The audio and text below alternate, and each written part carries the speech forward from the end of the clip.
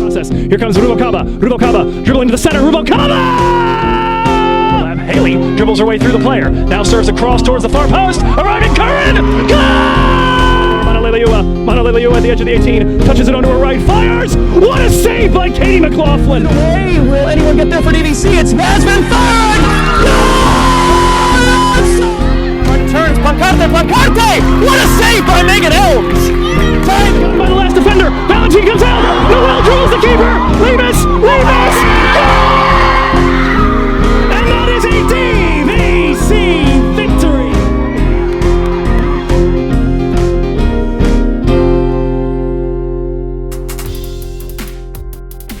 Welcome, faithful followers of the Green and White. I'm Joe Hickey, the radio voice of DVC Athletics, and this is Vikings Soccer Rewind, a season-long trip in the Nostalgia Mobile to help us pass a long fall semester with no DVC sports.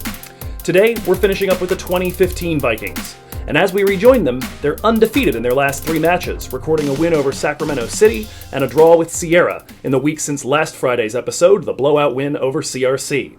To clinch that desired first home playoff in 4 years, they probably need to win 2 of their 3 remaining games. Standing in the way today, a relentlessly physical side from American River, coached by Paul Arayanis. In their first meeting with the Beavers this season in Sacramento, DVC cemented the phenomenon of Vikings time, scoring in the 44th minute of the first half through Daisy Lozano, then responding to a late ARC equalizer in the second half with a stoppage time game winner from Hannah Mazaleski. I'm telling you, if we had video of that game, it would absolutely have been part of this series. Today really is a must-win for both sides. For DVC, they can't afford to squander an opportunity for one of those 2 crucial wins, because they've got the defending conference champions Modesto and soon-to-be number 3 seed Delta staring at them in the season's final week. Anything other than a victory probably means a first-round road trip to heaven knows where. For ARC, they're a bubble team for playoff qualification, period, and a road win over a team with a winning record would absolutely burnish their bona fides. And on top of that, revenge for that heartbreaker 1 month ago isn't a bad motivator either. So those are the stakes for this late season clash. To Pleasant Hill we go, November 6th, 2015, live via tape delay. It's DVC ARC on Vikings Soccer Rewind.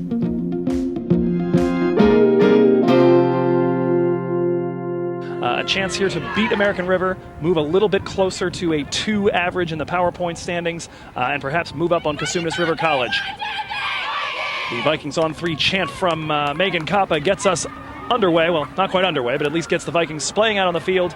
It's a cloudless day, about 70 degrees, perfect weather for soccer, a gorgeous view of Mount Diablo across the far sideline from us. We are, of course, on the player bench side. The team's out on the field. Here are your formations for today's match. For DVC, it's Katie McLaughlin in goal, and otherwise a formation that is only 1 player different from what they went with against Sacramento City 3 days ago, and that is that Dejiana Dargan has returned. Finally got to sit out a game and hopefully get right after having to leave the last 3 straight matches with that injury. She is reinstalled in the center. Megan Kappa goes to the left back position, and Daisy Lozano will start off the bench. The rest of that defensive line, Dre Weinstein on the right and Caitlin Cunningham in the center. Midfield composed of Dom Calloway, Hannah Mazaleski, and Yasmin Jaime. Forward line, Ashley Scannell in the middle, flanked by Julia Curran and Carla Ramos. It's a 4-3-3 as well for Mr. Arayanes, the coach of the American River College Beavers, as his team stands at midfield about ready to get going, and we have the kickoff right now to one of the captains, Natalie Silcox, and DVC immediately take the ball away. We will get that formation to you in just a moment. The Vikings looking to attack right at the offing. Hannah Mazaleski trying to thread a ball over to the left side, picked off, however, by ARC and managed over at the right side. Quickly brought forward in the direction of the short-haired number 12, Brittany Newman. She has it worked off of her by the pressure of Weinstein, controlled now by Curran, cuts her run into the center. Brought forward towards Scannell, played off of an ARC defender, comes back to Yasmin Jaime, who tries to handle it there in the 3-quarter zone, taken away now, and worked forward again to Newman. Drops this ball back to the number 3, Riley Afonso. Appears to have a bit of a red dye job over dark hair, so a very striking look for her. puts the ball back into the center of her defense. A little bit of a risk in the middle as it was brought forward to Gabby Crewer. Nearly did lose it. Now her pass is intercepted by Ramos. Mazleski able to take the ball back after Ramos nearly lost it. Hannah Mazes crossed into the 18, going lateral in the direction of Curran, but she's a bit too far back. Doss comes out to claim.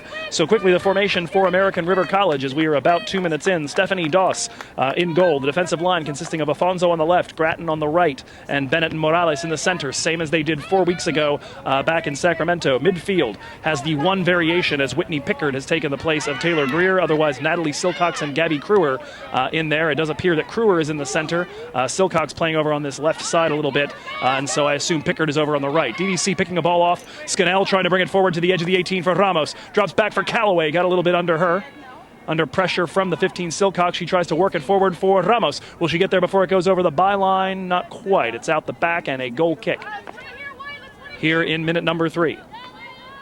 The forward line for ARC, Brittany Newman here on this near sideline, the left side of their attack as ARC attack from our right to the left, going at the goal directly in front of us. In the middle, Teresa Cooper. Over at the far right, the blonde number 7, Savannah Watson. Vikings in the standard home green kit, all green jersey, shorts and socks with white DVC on the front, white markings on various spots in the jersey, and white block numerals on the back and over the heart. Ball played forward by Weinstein. Scannell couldn't get there first. Yasmin Jaime takes it away, though, flicks a little sombrero over the top of a defender, and Stephanie Doss is just barely first to it. So a chance for her to bring in the drop kick in just a moment. So again, that is your formation. Doss, Gratton, Morales, Bennett, and Afonso in the defense.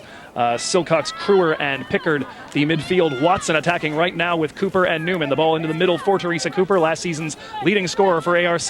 Brings the ball forward for Newman. Tries to go for the 1-2. Picked off by Dre Weinstein. And she's got some space to run into as Riley Afonso had cheated forward. JC off to the races down the right side, but Weinstein's ball forward is going to have a little bit too much curl. Bennett able to get there before the sprinting number 18 in green. But the drop back to Doss and the pressure from Curran forces a clearance right out the near sideline. Throw in for the Vikings. ARC in their road kit. It's a white jersey with very narrow, almost Arizona football-looking numerals that are even in the right color, the red, white, and blue. It's a blue numeral outlined in red on the white jersey. Red shorts, white socks for them. Their goalkeeper, Stephanie Doss, in black shorts and socks with the green and yellow striped jersey as Weinstein tries to bring in a cross from the right flank. Had to reach out for it and couldn't quite keep it in the field of play. It's out the back for a goal kick.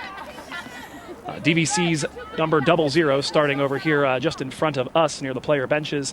Katie McLaughlin in in a yellow jersey, black shorts and socks as well. Black block numerals on the back, 00. Referees, today we are guided by Mr. Dwight Maloney in the center. He is in a blue jersey over black shorts and socks. He is assisted at the near sideline by Rafael Padilla and at the far sideline by John Merrifield. I think that takes care of the roll call. It's DVC back in possession here. Yasmin Jaime trying to work it down the right sideline for Curran, a bit too strong, and out for a goal kick. So a few updates to the Vikings injury report, also, for that matter, to that of ARC. DVC today without Hannah Harris, and a late scratch. Sammy Hebbing will be unavailable here. She is most of the way healthy. She warmed up with the team today, but not quite trusting the shoulder enough to come out and participate today. So the Vikings will not risk her or risk the potential vulnerability of an injured keeper at the back. Katie Mack looks to play all 90 minutes today. As the ball's worked out here to the right side for JC. Gets there before it goes out of play on the near sideline. Squares this up for Scannell. Tried the 1-2. Well played by Bennett. Drops it back instead to Jaime. Dancing on it. Faked central. Now goes to the right, trying to get around Pickard. Puts it down the right side for Curran. Steps, then dribbles through a defender. Now gets her way through another one. Coming with the left boot into the 18. And Doss able to claim that on a hop. Scannell almost made it there with her head, but it was just a little bit above her. With the arms, it's worked out to the right side for Savannah Watson. Played that off of Kappa, and Kappa able to keep the ball in play. Trying to work now from the far sideline. Centers this for Yasmin Jaime. Gets there, working her way on the diagonal towards the left corner. Puts a ball in towards the top of the 18 for Ramos. A little bit too strong and a little too central, and Doss is out to claim that too. So far for 5 minutes, DVC living in the American River end. We saw one brief fleeting counterattack for the Beavers. Long ball from Doss, knocked down by Mazleski, battling with Silcox. Stays on the ball, tries to work this forward now for Ramos. We'll see if that's going to stay in play for her. Looks like it might be too strong. Looks like the defender is going to get there and protect it first. And it is again out the back, as indicated by Mr. Padilla. So we mentioned Harris and Hebbing out. We've already seen that Dejiana Dargan is back in with her first action since that Sacramento City game. Hannah Kidson as well available once more. Almost snuck under our radar as she was dressed for the game in Sac City. She did not, however, participate after suffering that ankle injury against Sierra. So a week to get herself healthy, and she is available again for some minutes, albeit rather heavily taped up. Mazleski trying to make Gabby Kruer's life miserable just behind the center circle for ARC. Drops it back to a defender who sprays it over to this near sideline for Brittany Newman. Had to take a long time to settle that ball, but now it's dropped back and played over the left side for Newman. Way too deep, though. And McLaughlin is going to come out and claim that. The Vikings splay back out and try to take advantage of all the width that they possibly can. For Mr. Arellanes, he is without Brianna Morales, who was also not available a month ago when the Vikings played. She's been available for nearly every game since then after suffering a concussion, but apparently tore up her knee in practice yesterday. Alexis Huynh is redshirting. She will not be participating today. Amanda Holtzen, who was out with a broken finger last time we saw this team, is at long last available again. Despite that injury and despite the month-long absence, she has remained ARC's leading scorer with 4. Cooper with 3 is next in line after leading ARC in scoring last season, but American River not with a ton of volume when it comes to their goal scoring. DVC trying to control the ball at the center, but good work by the number 11 Pickard to take the ball away. Worked back to her, but good pressure from Jaime forces an errant pass towards Dom Calloway. Drop back to Dargan. The Vikings will try to switch over to the left side. Ramos tracking back, receives the ball from Dej. Flicks the ball over her head and tries to run onto it down the left sideline. Well covered by Grattan, but unable to keep the ball in play as she nudged it forward. Throw in to come for DVC. So for Mr. Arellanes, he has Sylvia Garcia, Taylor Hewitt, Kayla Ingman, Jocelyn Tamayo, and Amanda Holtzen available off the bench along with Taylor Greer. We saw all of those players with the exception of Holtzen in the course of the match back in Sacramento 4 weeks ago. For DVC, available off the bench, Daisy Lozano, who starts today off the bench after starting in Sacramento 3 days ago. Amanda Gomez, Haley Seguir, Isela Rodriguez, and Gabby Silva among those who have been getting a lot of playing time. Hannah Lewis, Kat Hafner, Kristen Cunningham, and Hannah Kidson also potentially available for action should the situation require them. Brittany Newman on the ball here, and we have our first statistic to record today as a foul is committed by Julia Curran in trying to take that ball off Newman. So the Vikings looking to make sure they manage their pressure, manage their transitioning here as perhaps a small mental miscue, and one of the DVC players had come forward a bit too early as the Vikings had not yet recovered it. Off the free kick from this near sideline, the ball put in towards the 18, reflected by Dom Calloway. Newman trying to deal with it, but flicks the ball to Hannah Mazleski, who brings the ball out here to the right side for JC. Curran's going to have to come to a stop right at the midfield stripe near the sideline as the ball had a bit more legs on it than I think she thought. Works it to Jaime, who tries to put it down the flank for JC. Sliding challenge from the number 3, Riley Afonso, puts the ball out for a Viking throw-in. Roughly 10 minutes gone here. 0-0 your score line. Yet to see a shot at this point. Although Doss has had an awful lot more to do in terms of rushing out to close down opportunities than Katie McLaughlin has thus far. Throw-in takes one big hop towards the middle of the 18-yard box, cleared by a defender, knocked down by Dre Weinstein, wrestled to ground by Newman. The foul is whistled against the pixie-cutted number 12. Second foul in rapid succession here against them, and it's going to be a free kick from a very advantageous position. Weinstein was forward on the overlap, and so this ball, Mr. Maloney is asking for it to be moved a little bit further out, but it does appear to be somewhere around 25 yards away from the byline. Perhaps 10 to 15 yards inbound of the near sideline. 2 women in the wall for ARC. Carla Ramos with her left boot standing over it. Doss puts her wall in place, now stands right in the middle. There's the whistle, the long run up here, and Ramos banks it right off the wall. The ball headed towards the byline. Carla first to it, drops it back for Dre Weinstein. She'll try to hook a ball in towards the top of the 18. Found Jaime, who does take the shot, but she was offside before she was able to spin around and fire it goalward.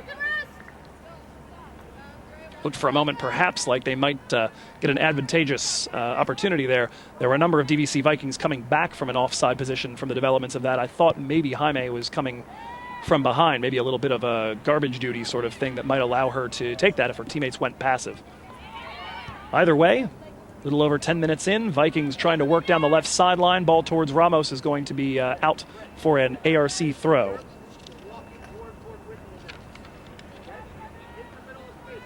So we mentioned McLaughlin in the game against Sac City. Oh, we'll get back to that in a moment. DVC back in control of the ball. Nice little stutter step working around the byline. Here comes a cross into the 18 near Scannell. Cleared from just in front of the byline. Knocked down by Yasmin Jaime. Jaime has it poked away by an ARC defender. Up steps Kappa. Hooks a ball towards the top of the 18. Long parabola. Headed away. Now headed back forward by Yazzie. Trying to play an Ashley Scannell inside the 18-yard box. Mazleski with the pressure. Brings the ball back in. Headed over her own head by Curran. Reflected again by ARC. Now it's Mazleski drifting out towards the right side of the box. Hannah Maz puts a cross in. Spatchley! Huge save by Stephanie Doss. Oh, my goodness. Great opportunity for DVC. Their first shot put on goal, and it might have actually been with the body of Ashley Scannell as that cross came in from Hannah Maz on the right side. Mazleski actually this time last year, maybe in fact a year ago tomorrow, come to think of it, scored her first goal in green and white against this ARC team right at about this time of the game. Very nearly had herself an assist on that one, but Doss dove to her right and just did keep it out. It was destined for the to go just inside the left post. ARC trying to manage a ball. Kappa looking to take it off of Savannah Watson, plays it off of the little number 7, and a throw in to come for DVC. Played forward for Ramos, heads it behind herself, looking for the run of Scannell, nothing doing. ARC dropped the ball back to their goalkeeper, Doss. Long ball headed forward by Mazleski. Jaime trying to get to it. Challenged there by Pickard. Ball pops up in the air, and Watson bombs it forward down the left sideline. Dargan there to manage that. She and Kappa trade it back and forth to stave off the pressure of Savannah Watson, who continues to run onto this. Excuse me, that's Cooper now with the long braided ponytail, dropping between the 1 and the 4 on her back. Vikings, though, able to stay in control. Ball forward for Scannell. Little flick of a touch to get it to Carla Ramos. Long knock on to get herself toward the byline. Ramos trying to work this off of Grattan now that she's reestablished position. Grattan dives in. Maybe played that off of Carla, and it stays in play and drifts towards Gabby Kruer on the right side. Kruer hooking a ball down the right sideline just over the head of Dejiana Dargan. She'll drop this back for Cunningham. No real pressure coming there. Cooper showing for it, but ball forward is punched by Pickard in the direction of McLaughlin's goal, but from about 45 yards away. You're never going to beat Katie Mack that way. In fact, we mentioned teams having an awfully hard time beating Katie Mack to this point in the season. .24 her goals against average. She is now actually the Vikings leader in minutes played as well between the pipes. Has a .940 save percentage. Best in Northern California, only San Diego Miramar's Angie Peralta better in the entire state. So as the Vikings try to move themselves up to those sorts of lofty numbers within the state or within the region, today the best they really can do is try to close up a little bit of the gap between them and Cosumnes River.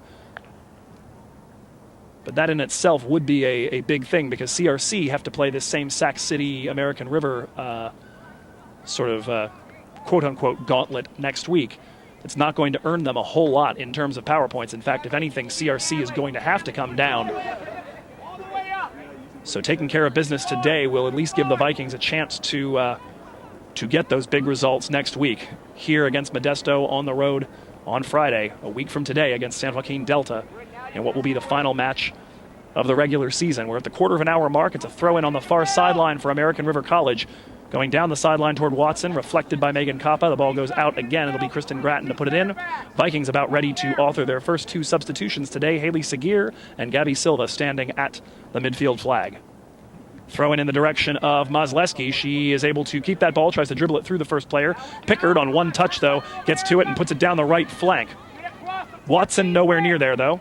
Silcox trying to come up and apply pressure. Dargan gets to it first, brings it forward. Ball stays neatly in play for Carla Ramos. She uses the body well to keep anybody from challenging for that. Puts into the middle for Mazleski, trying to hook a ball to the right side and get the change of the point of attack for Curran. Reclaimed by ARC, and they continue this Route 1 ball, although their Route 1 is rather diagonal. The 3rd or 4th time we've seen Whitney Pickard get the ball on her foot and just bomb it towards the right flank. Thus far, the Vikes doing a good job of keeping Savannah Watson under wraps over there. Scannell trying to get herself turned, sprays us down the right side, up the gut looking for Curran. Claimed by Riley Afonso. She'll drop it back for Doss. JC will back off. This ball played over here to the near sideline. Not a whole lot of aim on it, and it looks like it will go out despite the slide of Brittany Newman. Substitution time here in minute number 17. Perhaps not. Could do it right about now. There is the signal from Mr. Padilla on the sideline, and your first two substitutions, Scannell and Curran out, Seguir and Silva in.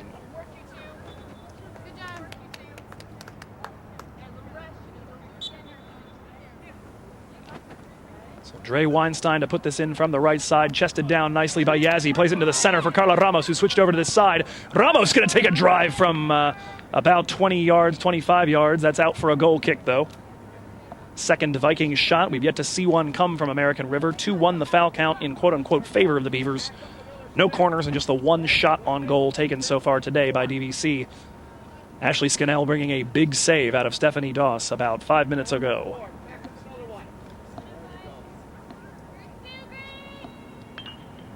Vikings a chance to lock up at the very worst fifth place in the Big Eight, which would be an improvement over last season if they can pick up a win here today. Or maybe more accurately, if they can top Cosumnes River's results, that would definitely do it. Ball in possession of ARC. Good pressure coming from the newly inserted Gabby Silva, trying to hassle Whitney Pickard. She goes back to now hassle the defenders. Bennett, Morales. Now Pickard turns and again bombs it down the right side. Headed by Megan Coppa toward the center. Look out, Cooper trying to run up the back of Dej Dargan. Dej will drop that back for Katie McLaughlin. She brings the ball forward just over the head of Mazleski. Silva there, though. Good deft touch to settle it for Jaime. Plays it over the top, looking for Ramos to run onto it. Afonso trying to guard. Carla forces Afonso to play that ball before it reaches the byline. Out here for a Viking throw on the near sideline.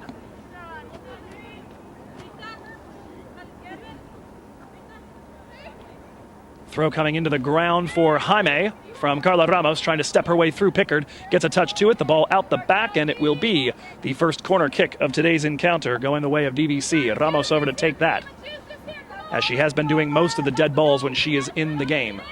Has a great touch, great intelligence with the ball. Her biggest issue has been getting it off of her foot fast enough throughout most of this season, and she has improved by leaps and bounds at that over the last month. That's why she is now basically an installed starter for the second half of Big Eight play.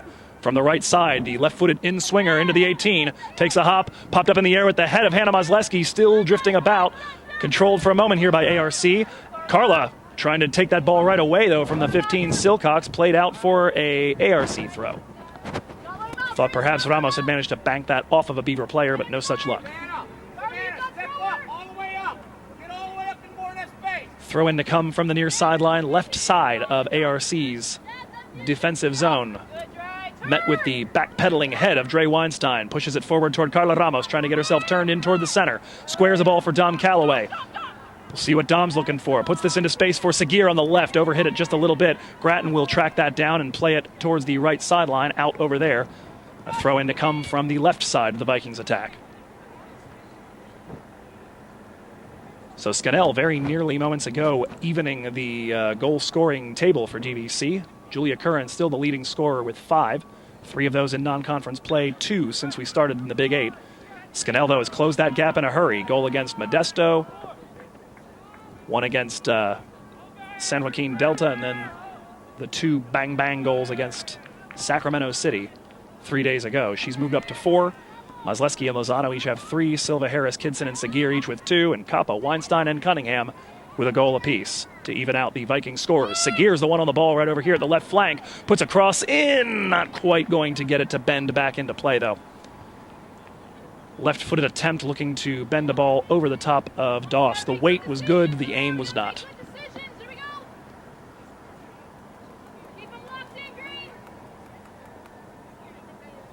So the Vikings looking to maintain this Vikings field fortress. One of the best things they've had going this season has been their ability to hold teams in here. On the year, 3 wins, no losses, 5 draws. Although those draws have come against a lot of really solid opposition. Fresno, Santa Rosa, Sierra, San Joaquin Delta, Las Positas. 5 draws against 5 teams that are currently all in the top 14 in Northern California right now. Looking to add to that. Oh, my goodness, big collision between Gabby Silva and Riley Afonso. It was a minor story of last month's game between these two sides that Afonso started to get a wee bit chippy.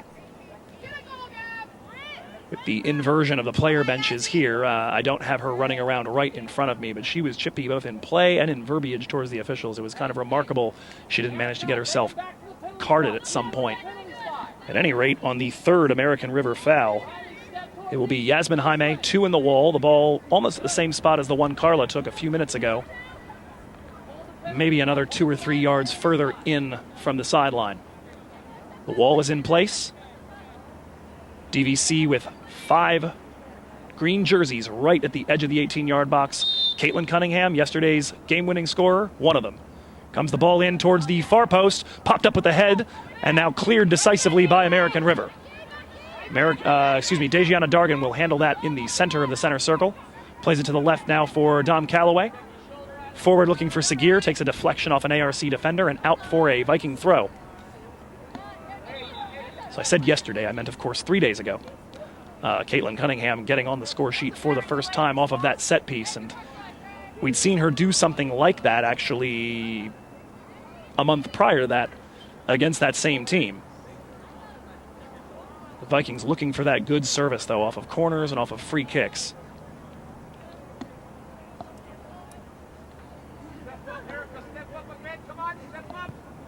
Cunningham, one of 2 defenders that have managed to tally for DVC this year. Dre Weinstein, the other. I will say that it certainly looked like Cailin meant to do that a lot more. Dom Calloway, look out, has a ball taken away for a moment by Watson. Up steps Dargan, puts the fire out. Good work by Dave. Tries to work a ball forward for Silva. Look out, Vikings potentially exposed at the back with Dargan out of position. The ball bombed forward again in the direction of Cooper, and again, no chance of recovering it. Look out here, though. Kappa slips. The ball comes to Watson. She will put a shot in the direction of McLaughlin's goal, but no real fire behind that. We will record it as the first shot on goal today. But no real fear in that. ARC preparing for their first substitution. I believe it is Taylor Greer, the 13, waiting at the near sideline. Haley Sagir hits another gear. Blast past 2 defenders. Tries to slide in a ball for the arrival of Carla Ramos. Deflected away. Yasmin Jaime tracking back, though, and claims the clearance from in front of an ARC player. Finds Megan Kappa creeping forward on the left flank. Kappa with the right boot, puts a cross in, knocked down by Silva, turns, fires, but on one hop into the gut of Stephanie Doss. Ramos there ready to clean up that mess the way that Scannell did on what could have been her first goal back in Sacramento. Drop kick from Doss heading in the direction of Weinstein and Newman. 2 of them grapple for it, and neither one gets it. Weinstein, nice little heel flick to find Ramos on the other side. What a great piece of work. Ramos had already gotten off to the races. Leaves it for Silva in the center. Forward now for Mazleski. Sprays it out wide to the right side. Dre now on the overlap. Working her way towards the corner flag. Sliding challenge from Afonso. Puts the ball out for a Viking throw. Weinstein quick to put it along the byline in the direction of Ramos. Header comes from Erica Bennett. Ball taken away, put down the sideline, but again out for a throw-in. I was correct, it was Greer. What a piece of work, though, there between Weinstein and Carla Ramos. Just a great bit of either well-practiced play or very quick-witted intelligence between the 2 of them. Throw-in comes to Gabby Silva near the right corner flag. Bodies up the defender. Looking perhaps for somebody to feed. Works her way toward the byline. Tries to cross, takes a deflection. Out for a corner, I believe. Yes, number 2 of the game here as we are at minute number 25. So your reset right now, 3-1 the shot count, 2-1 in shots on goal. Doss has made 1 easy save, 1 very challenging one. 3-1 the foul count in quote-unquote favor of ARC, 2-0 the corner kick count, and the Vikings trying to get an advantage on the board. Ramos, the ball in, headed by Cunningham! Ball still alive after it takes a touch, and a foul whistled in attack, and it will be a free kick on the Vikings' second foul here, but the glancing header from Cunningham looked like it was going to create all manner of havoc back there.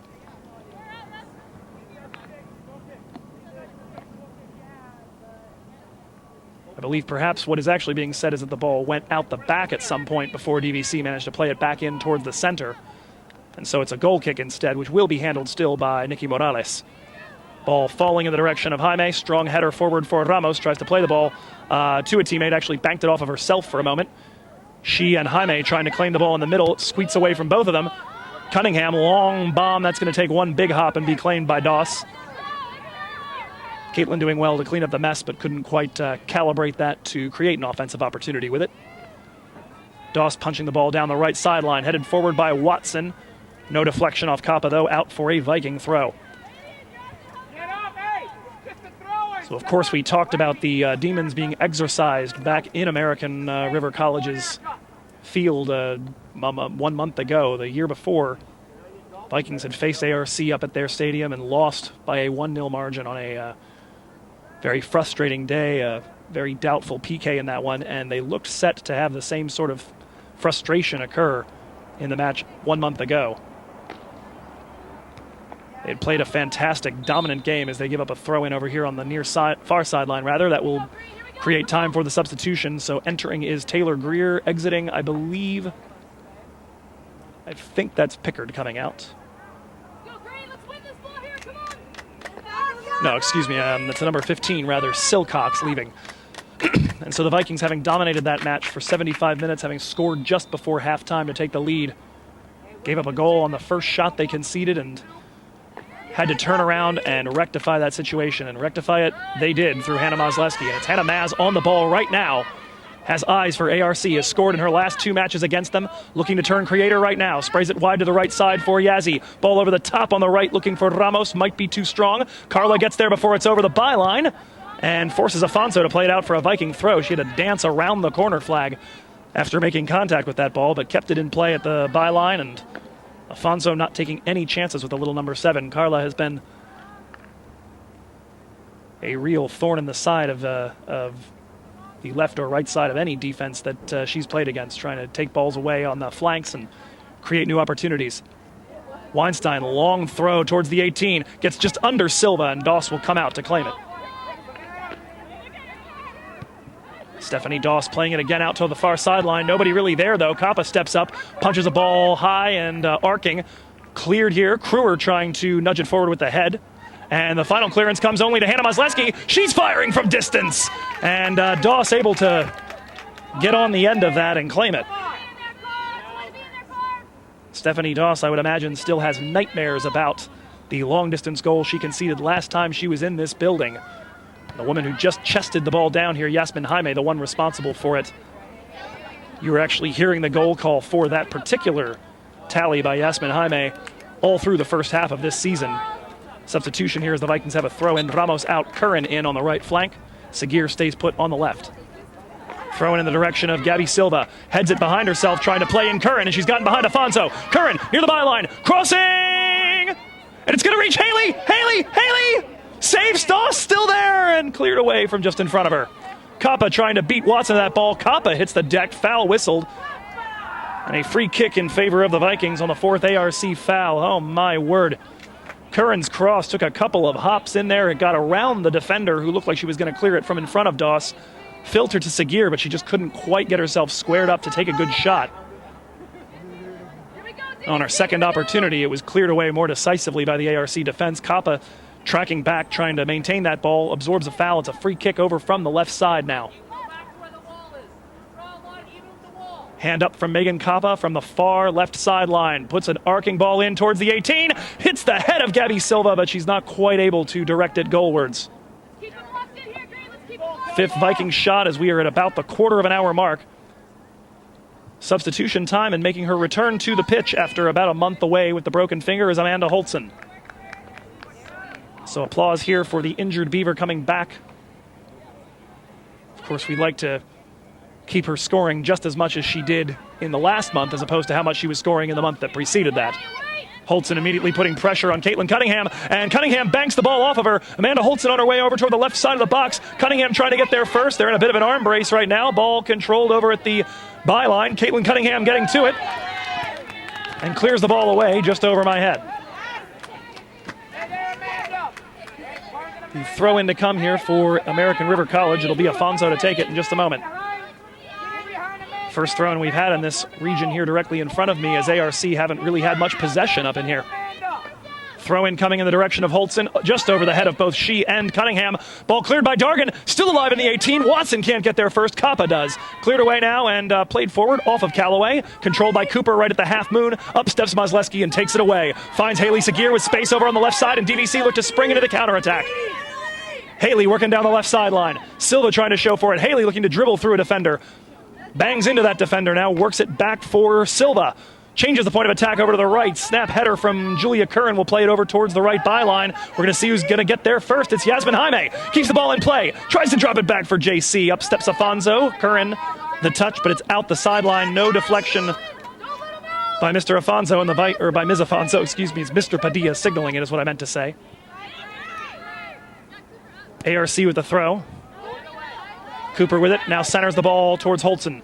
Trying to change the point of attack over to the far sideline for Watson. Nothing doing. Kappa steps up and takes it away. Forward to Mazleski in the center circle. Drop back now to Kappa. Back in possession of Dargan. Active legs from Amanda Holtzen. She has been, thus far already, a thorn in the side just for 2 minutes. Ball in possession of Sagir. Waits for the overlap to come of Kappa. We'll see if she tries to feed her. She's not going to. Sagir now plays it off of an ARC defender and just kept that on her foot for way too long. Clearance, though, only as far as Hannah Maz. Maz trying to work forward. Plays it off of one ARC defender. Tries to stay on the ball and unfortunately runs through the legs of the approaching defender there. Looked like it was Taylor Greer. Commits the Vikings' third foul. So the concern over there from that play down the left sideline, Sagir had the overlap coming from Kappa, screaming down the left wing. In a much better position to try to author a cross, but kept it on her own boot for probably a little too long. Long ball from ARC after the free kick. Kappa heads it forward and now played into the left side for Haley Sagir. Cutting her run into the center. Again, needs to get this off her boot. Tries to play it over to the right for Curran. Afonso knocks it down, reaches out and pokes it forward and away from danger. Dom Calloway reclaims in the middle. Greer not able to get that to stick to her foot.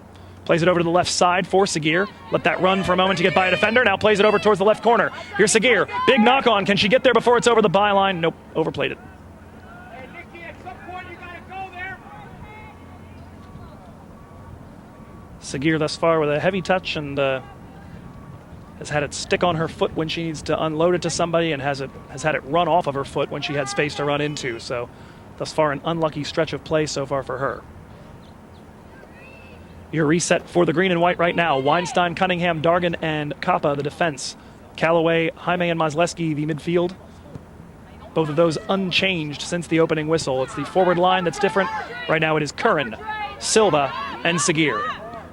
Scannell preparing to enter in a moment as a substitute. We'll see who she's coming in for with about 12 minutes left in half number one. Weinstein brings the ball forward for Callaway, senses the arrival of Greer. Lets it run by her. Plays it over to the left side now for Kappa, who has that run just a little bit away from her. Forces herself into a play back towards Dargan, but the Vikings take care of each other. Sagir, back to Kappa. Quickly forward looking for Silva. She and Grattan both sort of fake one another out, and the ball flies by both of them to the defensive line. Played back towards Doss. Substitution aside, readied for both ARC and DVC when the next opportunity comes. Hannah Mazleski in control, though, on the left wing. Hannah Maz hits the brakes, cuts her run in centrally, brings it forward in the direction of Silva. Up steps Bennett, clears it into the trees over at the far sideline. We are ready for the substitutions. It will be a pair of number 9s entering in a moment here. Scannell coming in for Haley Sagir. We'll see if that means Silva is headed over to the left flank. That appears to be the case. Additionally, the number 9, Kayla Ingman, entering for American River College, along with the number 6, Taylor Hewitt. So it is presently Cooper, Holtzen, and Watson up top. Ingman stations herself in the right back position. Still Bennett, Morales, and Afonso making up the rest of the defense. The midfield presently consisting of Greer, Silcox, and Crewer. Ball in possession of ARC right now. It's Greer on it. Excuse me, no Silcox. Greer, Crewer, and one other player that I'm forgetting at the moment. We'll find her in a little bit. Ball played forward towards Scannell. Tried to drop it back for Mazleski. Not quite long enough. Mazleski reaches out and may have actually just earned herself a yellow card. We'll see if the admonishment is coming. But the referee wants to have a quick discussion with her, I think.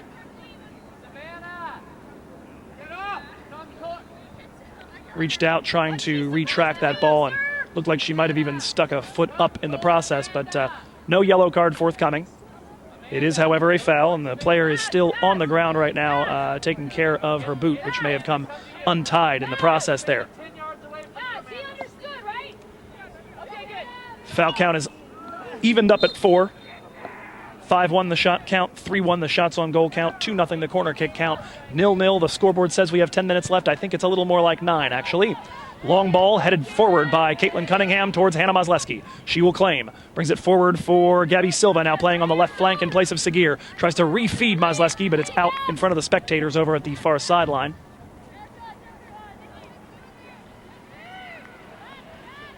The throw in. Battled for by Callaway, but claimed by ARC. Watson tries to play it down the right flank. Dargan thought about stepping up to claim it. Watson gets there first, puts in a cross, but that's going to go out the back for a goal kick. Had Holtzen crashing in at the near post and Cooper at the far, but no concern there.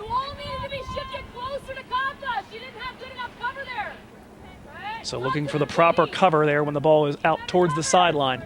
Vikings spread out just a little bit too much as we hear the advice coming from Coach Mullins just behind me. Long drive by McLaughlin, popped up in the air with the head of Hannah Mazleski. Played forward for a moment by Ingman, off of Scannell, rattling around in the defense. Controlled now, played to the center for Erica Bennett. Bennett stepping forward, Jaime up to challenge. Bennett dribbling into the center circle. Plays the ball forward for Kappa. That ball is going to spring forward off the foot of Kappa, but to no one in particular on the left flank. A little bit of a shame as the Vikings did have some numbers forward, but the ball a little bit strong. Reclaimed now by DVC in the defensive half. Mazleski drops it back to Dargan. Now Kappa. Forward in the direction of Scannell, but interfered with there by Ingman and plays the ball forward for ARC. Played into the center of the three-quarter zone to no one in particular by Ingman. Taylor Hewitt on it. That was the person I was forgetting. It's Hewitt, Greer, and Kruer right now in the midfield. Ball in possession of Greer. Spins and manages to avoid Yasmin Jaime. Now feeds her teammate Hewitt in the middle. Up steps Callaway, gets a touch to it, as does Jaime now. And now Dom Callaway able to use the body to shield off the defender. Drops it back through Holtzen towards Dargan. Forward for Scannell, knocks it down with the body, absorbs that. Looks like she took a blow from the defender. Knocks this back to a teammate trying to find Mazleski. Comes all the way to Cunningham, who doesn't get a foot to it. Holtzen onto the ball here. Holtzen poking it goalward. Not enough force on that, though, to trouble Katie Mack. Got a 940 save percentage for a reason. But ARC put their second shot on frame here in minute number 39. Long ball from McLaughlin just over the head of Scannell and the ARC player challenging for it. Shoved forward, but only to Dargan. At the midfield stripes, Silva forced to reach out under pressure and can't settle that ball. Looks like Holtzen, though, uses her arm to settle. Not the one with the broken hand on it, though. That would be silly. Free kick for the Vikings from the back of the center circle. 6 minutes to go here in half number one. Dargan will march this over to the left side of that center circle, actually, just a little bit behind the midfield stripe where Kappa will take it. The Vikings pressing forward, only Cunningham, Weinstein, and Dargan back with Kappa. The ball forward, just over the head of Scannell, knocked down by an ARC defender, claimed by Mazleski, and she can't quite get herself on top of the long-distance effort. Shot number 6, but just 3 so far on goal for the Vikes. DVC readying a substitution again. Carla Ramos and Isela Rodriguez ready to enter. Silva and Jaime will come off, so looks like Ramos will bracket the original starting forward line at this point. Curran, Scannell, and Ramos there. Rodriguez, the only variation from the starting lineup as she claims a spot in place of Jaime. Teaming up with Callaway and Mazleski. Goal kick coming up here for ARC as we enter the final 5 minutes of the half. As we had named it Viking time. Of course, as soon as I did that, DVC ceased to score goals that late. Although, come to think of it, escaped my notice against Sac City. They did get themselves their 9th goal this season in the final 5 minutes of a half. Could number 10 be in the offing? Amanda Holtzen claiming a ball in the center circle. Good work by Dargan and Callaway to track back and keep it. Played to Cunningham. She's able to avoid the arrival of a defender. Played forward. Afonso pops it way up in the air. Scannell wins the header against Afonso after the pop-up. And Coach Mullins wants the foul whistled against Afonso, who just lunged into Scannell there. Curran wiped out by another challenge from Afonso, and no foul given there either. Mazleski tracking back, intercepts a pass as ARC try to build from the back, but Coach Mullins creeping toward the sideline. You can see the frustration mounting. Long ball claimed by Ramos. Foul given against ARC, 5th on them, and that will be a free kick for DVC as Ramos was interfered with by the newly inserted Kayla Ingman. 2 substitutions readied at the near sideline for ARC.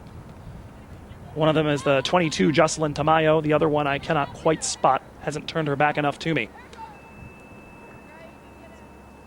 Roughly 4 minutes to go. Kappa to take the free kick, this one from about 35 yards. Actually, maybe more like just 30 yards shy of the byline. Pushed a little bit to the left of center. Big opportunity for the Vikes. Mr. Maloney steps away. 2, now 3 in the wall for ARC. Kappa drives, popped up by Dawes, still alive! Goal! No! A foul whistled in attack, and they're going to chalk it off.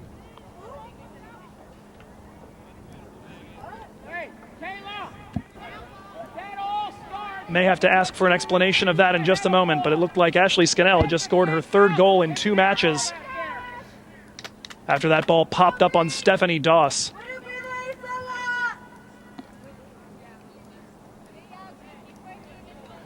Well, that's frustrating. About 3 minutes to go. Thought the Vikings had done it yet again there. The ball in from Kappa was a shot on goal. The 4th we've seen today from the Vikes. 7th shot in total. Doss unable to handle it on the hop, and Scannell was there to punch it forward, but apparently some manner of infraction committed prior to that. Maybe she was offside. I don't think I saw Mr. Padilla's flag up. Maybe a foul committed in attack. Either way, though, ARC trying to build on the right side. Kappa arriving before Watson, the ball drifting out towards the corner flag. Kappa actually banks it off of the assistant referee, Mr. Merrifield. Will be a throw-in and a chance for ARC to bring in those substitutes before their throw-in from the right side corner flag. Tamayo in. Cooper and Watson coming out. Looks like Tamayo and Sylvia Garcia entering. And so it will be a retread of the entire forward line for them. Now Tamayo, Holtzen, and Garcia, the forwards. Greer, Hewitt, and Pickard, actually, the midfield. And the same defense they started with except for Ingman. Holtzen trying to challenge Callaway for a ball. It's going to be poked forward and over the end line. Mr. Merrifield indicates the Viking goal kick. Roughly 2 minutes to go here in the first half. A 0-0 result right now that the Vikings will not want to have stand. McLaughlin shielding her eyes. Good decision by the Vikings to defend this goal after winning the coin toss earlier, as they will have ARC dealing with the sunset during the second half. Ball played out here on the near sideline. Roughly a minute and a half to go here in half number 1. Vikings with the throw-in. Weinstein will take it.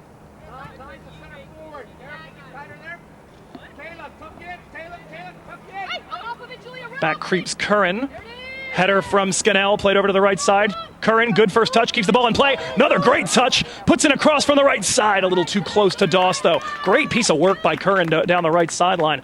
She got herself into turbo as the throw-in was coming. Scannell challenged, won the header, flicked it behind her. Curran's first touch played it to the right side, or to the center, rather, to keep it away from Afonso.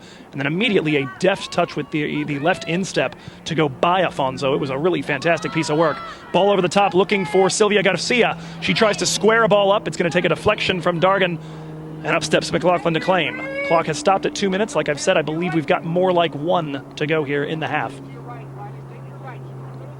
Not likely to see a whole lot in the way of stoppage time from Mr. Maloney, given that we haven't really seen injuries. We haven't seen any cards. So a brief scare for a goal. Doss has had to make 1 desperate save, a couple of more conventional ones. Dre getting to the ball first, has to now win it away again from Tamayo as it was played down the left sideline. Dre brings it forward now, plays this in the direction of Greer, Masleski, and Callaway. It's going to be DVC's number 13 that takes it and drops it over the top, looking for Julia Curran. Bennett stepping up the center back, had it go by her. Curran, unbelievable, not sanctioned. Erica Bennett just threw an elbow into the face of Julia Curran. I have no idea how Mr. Maloney missed that.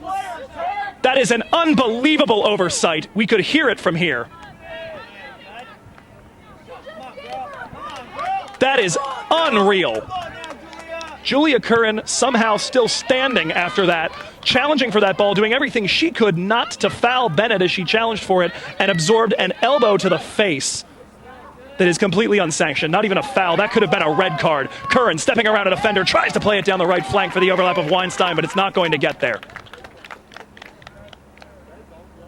Absolutely inexcusable.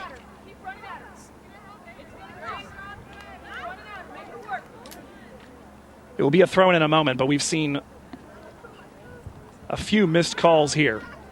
one that only mildly incensed us. That one was egregious. We could see it, we could hear it from this sideline, and I'm doing everything I can to keep my voice quiet enough to not get myself red carded from today's game. Throw in down the right sideline will bring us to the end, but a fair bit of anger here at DVC as we go to the break 0-0.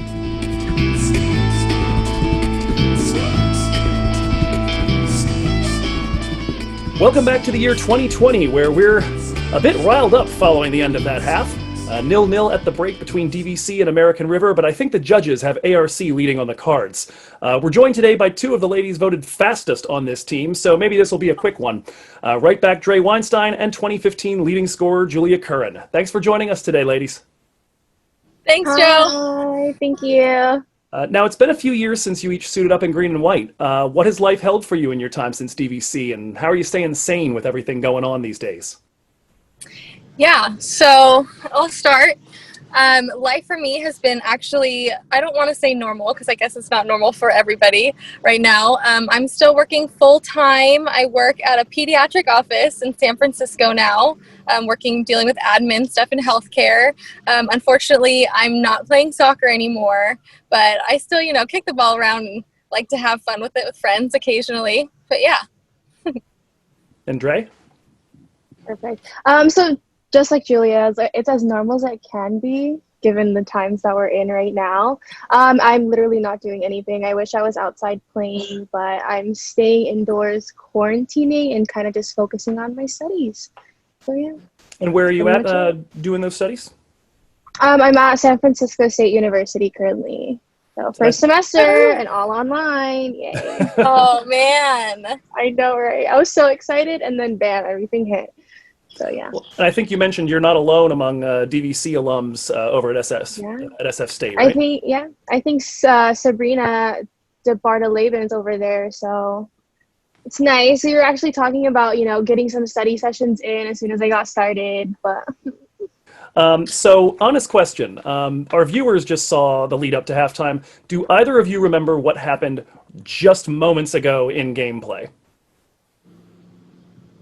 Dre, do you remember anything? To be quite frank, I don't. All I know is that we needed to get the ball rolling and gotta make magic happen. And The center back had it go by her. Curran. Oh! Unbelievable. Not sanctioned. Eric. Heard my dad in the background. I heard Coach too. All I heard was Coach as well. Man. Yeah. Oh, yeah. I mean, numerous times that happened. Jeez. Yeah. Rough.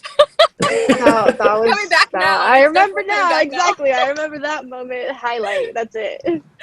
Oh, Man. gosh. Certainly a good portion of that game had that general feeling. For those that are getting ready to see the second half after this interview, it's not going to get better. I'll tell you that in advance.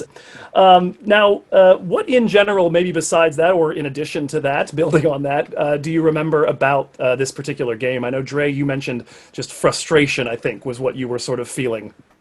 I mean, it was just, in all, it was more of like we just really needed to put it in, especially because they were being so rough. We just kind of had to show up and like really push and show how much we can, endure. And that just because you're bodying us, you're using your hands against us, that it's not going to let it affect our gameplay. And at the end of the day, that was still our game, so. Yeah, I just remember the frustration as a team, like as a whole. Mm-hmm. We knew that we could beat this team, and I think it was just so frustrating that we couldn't get the ball to each other, and it was kind of all over the place, and they dominated most of the game. But I think that closer to the end, we were like, okay, guys, like we have to get this together. We have to work as a team, or we're not going to make it happen. Yeah, and certainly with so much on the line, still battling for that home playoff game at this point. Mm-hmm. Yes. And ARC themselves knew that if they didn't win, they probably weren't going to the playoffs at all. Yeah, very, very feisty. Dre, you mentioned the use of the bodies and the hands. Wait till you see the flying karate kick at Gabby Silva at the edge of the 18 coming up later. Oh no! We're just gonna keep on foreshadowing. This is a wild second half. Now, speaking of foreshadowing, one of this team's unique talents was finding goals right at the end of a half. This time around, we found an elbow to the face. But in general, finding those really late goals, I believe it was 12 of your 30 tallies that season were within 5 minutes of a final whistle of a half. What was it that made you all so good in those particular time periods? Just unnaturally good, it seemed. Geez, I honestly, I want to say that, like I said, at halftime, we were like, okay, guys, come on. Like, we're not doing what we need to do. Like, how are we going to, make this a game to remember, or make this a game that's going to benefit us for playoffs or like a home, field advantage? And I think that, once halftime hit, coach talks to us in the locker room and us girls all get together and like, okay, we're a team. Like, we can do this. So let's just go out there and do this. And, unfortunately that had to happen within the last 5-10 minutes of the games. But I think that at the very end, we were like, we just need to push through. What are we going to do right now as a team that's going to make this, a game to remember, a game that we're going to win, that we're going to benefit from. So Coach also, like, just to add a little bit onto that, like, Coach also puts the importance of, like, finishing stronger and, like, not giving up. Like, those last 10 minutes of, like, each half is the most important. And those are, like, the game changers, because it's, like, it will break you or make you. So I feel like everybody kind of just remembers that in their head as well. It's just, like, you got to finish strong, and never give up. And I feel like that's maybe why we kind of use that as a team, like, motivation to get it in the box, like, or behind the goal or in the goal. So definitely. Yeah, and I'll certainly say it made me have to work on my conditioning because having to talk at zany speed for 40 minutes and then celebrate was, again, spoiler alert, y'all are going to find out what that sounds like in a second. Now, I used to ask a question when I would do the sophomore interviews that basically said, 5 years from now, what do you think will be the first thing you remember from your time at DVC, be it a feeling or a specific memory or anything like that? It's not hypothetical for the two of you anymore. It's been 5 years since Julia suited up, 4 years since Dre did. When you hear the word Vikings, what's the first thing that pops into mind? Whoever wants to start, go for it. So I guess it's not necessarily Julia's season, but it was a season that we made playoffs and we went to Ventura. And I just remember, like, all of us being, or majority of us, I don't want to say all of us, majority of us were just, like, injured. We got Ale with a really, really bad concussion. We got mom, I call her mom, Noelle with her broken, I believe it was either pinky toe or big toe, and she still, like, persevered. And I feel like it was, you just kind of, the camaraderie, and it wasn't even about you as your own anymore. It was you playing for everybody else on that field, because those are your sisters, you know what I mean? But it was so, like, we accomplished so much as underdogs that it was just like, wow, so. Yeah, Trey, I think I'm going to add on to that. Yeah, because when I think of Vikings, I think of family. And I had such a great time playing for Coach Mullins and just playing on the team, and everybody treated you like family. And yeah, we would get really, angry when it came to games, but at the end, like, we all knew that we were good players and that we could come together as a team. So, like, that Vikings on 3 really meant, like, we're a family, we're a team, we got this. And I think that was actually, playing for DVC was one of the best teams that I've ever, gotten to play on. So it was so much fun. And it was competitive. It was great. Oh, yeah. It was freaking amazing. Yeah. Well, I've been taking this opportunity as well to tell each of the ladies that I've invited to join us on this, the first thing that pops to mind for me when I think of each of you, because obviously I thought of you when I think of Vikings, because I got in touch.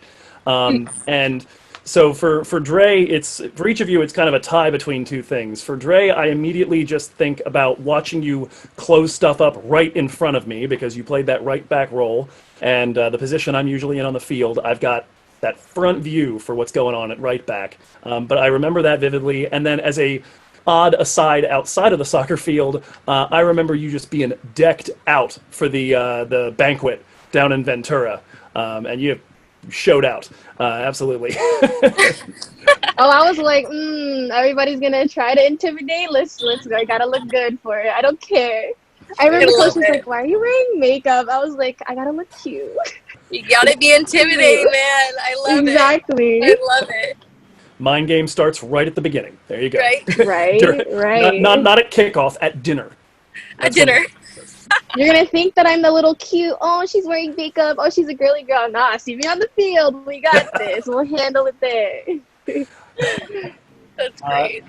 And then for Julia, it's again 1A, 1B. 1A, because I've watched the highlight a million times, is what we're going to see in about 45 minutes of game time. 1B, though, is remembering you being a little shy your first season, and the fact that it took you, I think, until midway through Big 8 play to finally correct me on how I was saying your name. The first day I met you, you said, I was asking how you guys, or how do you want me to call you on the field? And you said JC. And I was like, okay, that's useful, but I don't know who that was. And so you had already walked away, and I asked, I think Yasmin Jaime, and she said, Julia Curran. And so that's how I said it for 2 months. And then finally, after a bunch of goal calls, you're like, actually Curran. I'm like, that made more sense to me too. Dang it. Okay. So, at least I had it right by this game. Yeah, true. It's just I'm so used to everyone pronouncing it like that. I'm like, you know what? It's fine. Curran, same thing. Advocate for yourself, woman. True, yeah, I know. Shyness, I guess that's where it comes in. But yeah. Well, before we head out, do you have any other shout-outs you'd like to give to coaches or fellow teammates that might be watching today? Yes. Shout out to my whole team. I love you all. Loved getting matching tattoos with you. And then shout out to Coach Mullins for, making me think that I was Kristen Press on the field at every game. So shout out to you, Coach. It made me a better player. Shout out to Joe Hickey for being the best announcer ever. Go Joe. I just wanted to shout everybody out who I've played beside and all the coaches that, I've had at DVC. Not just on the field, but off the field. Everyone's kind of had their impact on me. I had a rocky start during college, and I feel like everyone was just there to kind of pick me up when I needed it. So shout out to everybody. It's really a family. DVC, soccer, whether, you played with them or not, so long as you've been part of it, it's just one big happy family. And speaking of the family, I have to ask real quick before it just goes under the radar, what's the matching tattoo, Julia? So this is a matching tattoo. It was a Friday, and a group of us girls, we went to the tattoo shop. It was Friday the 13th, and it was $20, and they had a sheet, and we all decided to get hearts because we were a family. So we all got little matching heart tattoos. Should have gotten a soccer ball, but that wasn't the option, so I guess a heart will do. And you got to work with the choices you have. Yeah.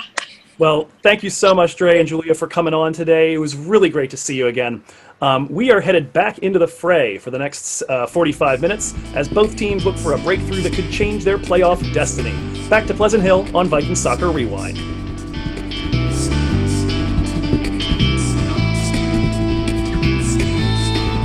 We're back underway. Mr. Maloney bringing us into action. The ball immediately dropped back. It does appear to be the same starting lineup, at least in the offense, as well as the midfield has one difference, which is that Jaime is playing the deep-lying position, and Isela Rodriguez gets started pairing with Mazleski in the forward positions. Going to have to check back. Dargan is in, so that means Callaway is starting the first half here on the bench. Long ball played down the right side is claimed by Katie McLaughlin, working her way out of the box, and the Vikings bench approves. Long ball is claimed by the number 13 Greer in the middle. Tries to play a ball over to the other side. Isela Rodriguez walls that off. Claimed now by Yasmin Jaime and working her way forward towards the right side of the box. Looking to go over the top of Afonso for Curran. Nothing doing. Afonso reflects it. Takes a deflection off of Scannell and now claimed by Pickard in the middle. Seems to be Ingman again starting over here at the right back position. Otherwise it's the same defense. Well, of course, Vikings fans right now frustrated at the very fact that Miss Bennett is still in this game. Tumbling head over heels is Jocelyn Tamayo in her tangle with Dre Weinstein as the ball was heading towards the left sideline. Foul given against DVC evens the foul count at 5s. Your other halftime statistics, DVC outshooting ARC 7-2, 4-2 in shots on goal, and the Vikings with the only 2 corners so far of today's match. Ball at the far sideline, roughly 25 yards from the byline. A free kick to come as the ARC player stares into the setting sun behind us. Here comes the ball in towards the 18, popped up with the head of Dej Dargan, running its way along the byline. Over to claim it is Julia Curran. She'll get there before the arrival of an ARC player. Brings it forward, knocked down with the chest of Ashley Scannell. She's going to have to get in there to try to take it and hold it as it ran just a little bit away from her. Mazleski trying to challenge as the ball squared back up for Pickard by ARC. Worked over to the right side for Silvia Garcia, who is still in. She, Holtzen, and Tamayo making up the forward line as they did at the very end of the first half. Not a bad decision, I would say, for Mr. Arellanes, as they probably were the brightest that we saw. Look out there. Falling to ground is Megan Kappa after another tangle with an ARC player off the ball. Vikings in control after Ramos came forward with it. Brief touch from ARC. Now it's Hannah Mazleski screaming down the right side. Hannah Maz working forward. Gets it to JC. Cuts her run into the center. Curran bringing it towards the center of the 18-yard box. Popped up by an ARC player. Mazleski got a touch to it. Ramos tries to thread it through for a teammate. Afonso steps up and clears. Popped up in the air by the body of Dre Weinstein. Jaime putting it into the center where she's got a little more space. Gets herself turned as ARC tried to drop in. Played down the left flank looking for Rodriguez. Will she have the speed to reach it? Not quite. Little long for Cella. 3 minutes gone in half number 2. Players struggling here with the setting sun. Throw in right into the body of Carla Ramos, but up steps Garcia, takes it away. Pops the ball long, popped up with the chest of Hannah Mazleski, took a deflection off Greer, and it's going to fall for the number 13 in red, white, and blue. She dribbles her way around Jaime. Mazleski trying to get back onto it, goes body to body with her. Forward for Holtzen, who can't get a good enough touch to settle. Garcia not quite able to get there first. Hannah Maz again. Forward for Ramos, looking to get herself turned, has some space in front of Ingman. Forward now for Cella. Cella works her way around one defender, tries to play it into space for Ramos. Challenged there by Pickard. And now Ramos and Cella win the ball back. Played into the center for Scannell. Great return ball to the left side. Here comes Ramos down the left wing. Touches it around the number 10 Bennett. Ramos, Carla, closed by Ingman. Coming back from her left back position. Corner kick for the Vikings. What a piece of work, though, between her and Scannell. So we've heard who the Vikings generally believe to be the player with the best soccer smarts. We heard Jaime and Kappa in a pretty much a dead heat, and so it's interesting to hear who Kappa thinks has the best soccer smarts, and it's the woman going right over to the corner flag right now, Miss Ashley Scannell. Forced a big save out of Doss, had a goal chalked off for an offside, and now trying to turn creator. Ball into the 18, headed right back where it came from. Smashley's going to wait for it. Serves in another cross. This one knocked down inside the 18 by Ramos. Tries to dump it back for Cella. Looks for some support. Plays it forward for Scannell. Tried to touch it through Pickard. Ball stays in play. Pickard will clear it out here, and it will be claimed by Shane Lewis just in front of me. Throw in to come for the Vikes. Weinstein creeping forward to take it. Kappa says, go to your side, I'll take care of this. Kappa well forward and into the attack up until then. Weinstein reestablishes her position. Kappa throwing in towards the byline, chested down by Ingman, trying to get there as Ramos. Scannell gets there, puts a cross in at the 6, and Curran just a step late getting to it. Cleared away on the byline, still Scannell on it. Kappa comes from behind, touches it, gets it to the byline, tries to cross. Was there a deflection? No. But a very active first 5 minutes. We've said the Vikings' general talent has been getting goals in the final 5 minutes, but they're putting the pressure on right now like they did against CRC. Nikki Morales, long ball forward here. Kappa knocks it down. Ramos claims, centers it for Scannell. Took a deflection though. Ingman able to get there and clear it. It's just over the, under the foot rather, of Yasmin Jaime into Holtzen. Not able to settle though. Dargan claims it. Back to Kappa, now back to Dargan, all the way back to Cailin. Pressure coming from Tamayo, look out! Played it off of Tamayo, luckily with enough stank on it that it caroms all the way to Katie McLaughlin. ARC not afraid to run at the Vikings, certainly the case. Long ball, Hewitt and Mazleski challenge for it. Looks like Mazleski got the touch. Good work, though, by Erica Bennett to get back onto that ball and clear it all the way back down towards McLaughlin. Dribbles it back into her own box and picks it up. Vikings will try that all over again.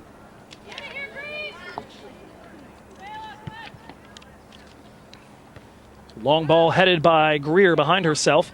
Picked up for a moment by Pickard. Now popped towards the American River attacking zone. Cunningham strong to that header and wins it. Ball knocked back into the center circle though. Pickard wins it there. Over the top, Dargan with the first touch to it. Brings it to the left wing for Ramos. She plays it off of Ingman. Throw in to come for DVC. So a few of the games that are influencing the Vikings' playoff chances right now, one of them ends one very slim hope that DVC had of gaining some power points without having to do anything themselves, which is that Chabot College no longer have the opportunity of reaching a 250 record. They lost today to Skyline 1-0 down in Hayward, and so that will no longer be something that the Vikings can potentially count on maybe happening. Two other games going on that we'll talk about in just a moment, but ARC on the ball right now, working it into the defense. We'll talk about them now. CRC is hosting San Joaquin Delta right now. Sierra hosting Modesto. Two teams the Vikings could potentially hop with some good results next week. Another great ball by Scannell. Plays it forward for Ramos. She almost managed to touch it down the line. Throw in to come for ARC. But another attempt by Smashley and Carla to work that axis down here. My goodness, they have really begun to grow an understanding for one another. Throw in to come for ARC. Ingman not satisfied with the number of players present. She does manage to get it onto the foot of Greer, but the ball pops way up in the air. Knocked down by Holtzen. Standing tall is Dargan trying to take it back. She is joined by Jaime, but the ball comes free. Sylvia Garcia touches it through the two of them. Here comes Garcia. Centers it up for Taylor Greer. Greer thinking about a shot from distance. This will take no hops. Out comes Katie McLaughlin and claims it before it hits the ground. Third shot on goal for ARC. They've nearly evened that total with DVC, but theirs have not been quite the quality that we've seen the Vikings get so far, but they're trying again. They claim the ball in the midfield. Flying over was Isela Rodriguez to try to take a ball off Sylvia Garcia, and at least, it was Kappa on the ground, rather. Number 2, not number 12. At the very least forces a long, deep pass straight to Katie McLaughlin. Long ball knocked down with the foot of Hannah Mazleski, trying to beat the ARC player to it. Not quite able to. One now in the center, and Garcia trying to play a 1-2 to get fed down the left side. It was Tamayo, rather. Again, the return pass too quick, too strong, and Katie McLaughlin's got it. She'll use the arms to get this ball now to Julia Curran, tracked way back into the midfield. JC, a lot of space in the midfield right now. Works it forward, trying to find Scannell. Bit of an unforced error there. Didn't need to make that pass yet. Greer forward, met by Weinstein. Mazleski settles it on the right. Plays it forward in the direction of Curran. Bit too hot for her. Took a deflection off an ARC player, though. It will be a Viking throw-in just a moment, and two substitutes ready on the bench for DVC. Sagir also working her way over in that direction, but it will be Callaway and Silva for certain, and also Sagir. Substitution time, and it's going to be Dargan, Rodriguez, and Curran coming off. So it looks like Callaway will install herself in the defense with Cunningham in the center pairing. Silva is going to go into the midfield, and Haley Sagir will go out to the right side, swapping out with Julia Curran. 9 minutes, 30 seconds gone in half number 2. The sun has ducked behind the DVC gymnasium, otherwise known as the Vikings Palladium, thanks to Mr. John Brown. Look out here. Sagir's taking a ball back, and they've given a non-existent foul against her. Haley got there, stood tall with that ball. The defender tumbled over it, and they've given the foul against Haley. 6-5 the foul count. DVC with more of those. Ball forward is mishandled by ARC. Mazleski gets to it, plays it off of another defender. Can't quite reach the next carom, though. Cleared away towards the midfield stripe, claimed there by Dom Callaway. Out to the right for Dre Weinstein, trying to work that along the far sideline. She does. Brings it forward for Haley. Into the middle for Scannell, turning and looking for somebody to feed. Smashley, ball into the right side of the box for Carla. Carla steps around it. Doss is out of her goal. The ball stays there. I think Carla thought she had a teammate running in on it, and instead let it come to Doss. Doss was so surprised by that action that she couldn't get the ball. Sagir claims it at the top left corner of the box, now dribbling in retro. Trying to get it off of her foot. Finds Silva, pops up on her a little bit. Stays on it in front of Sylvia Garcia, but Taylor Hewitt able to get there before she could get turned. Long ball forward, claimed by Jaime, now in the possession of Callaway. Forward for Ramos, looking for the overlap now coming from Megan Kappa on the left. Looking to beat Sylvia Garcia with her speed, won't beat Ingman that way as she had too much of a head start. Throw in for the Vikings, though.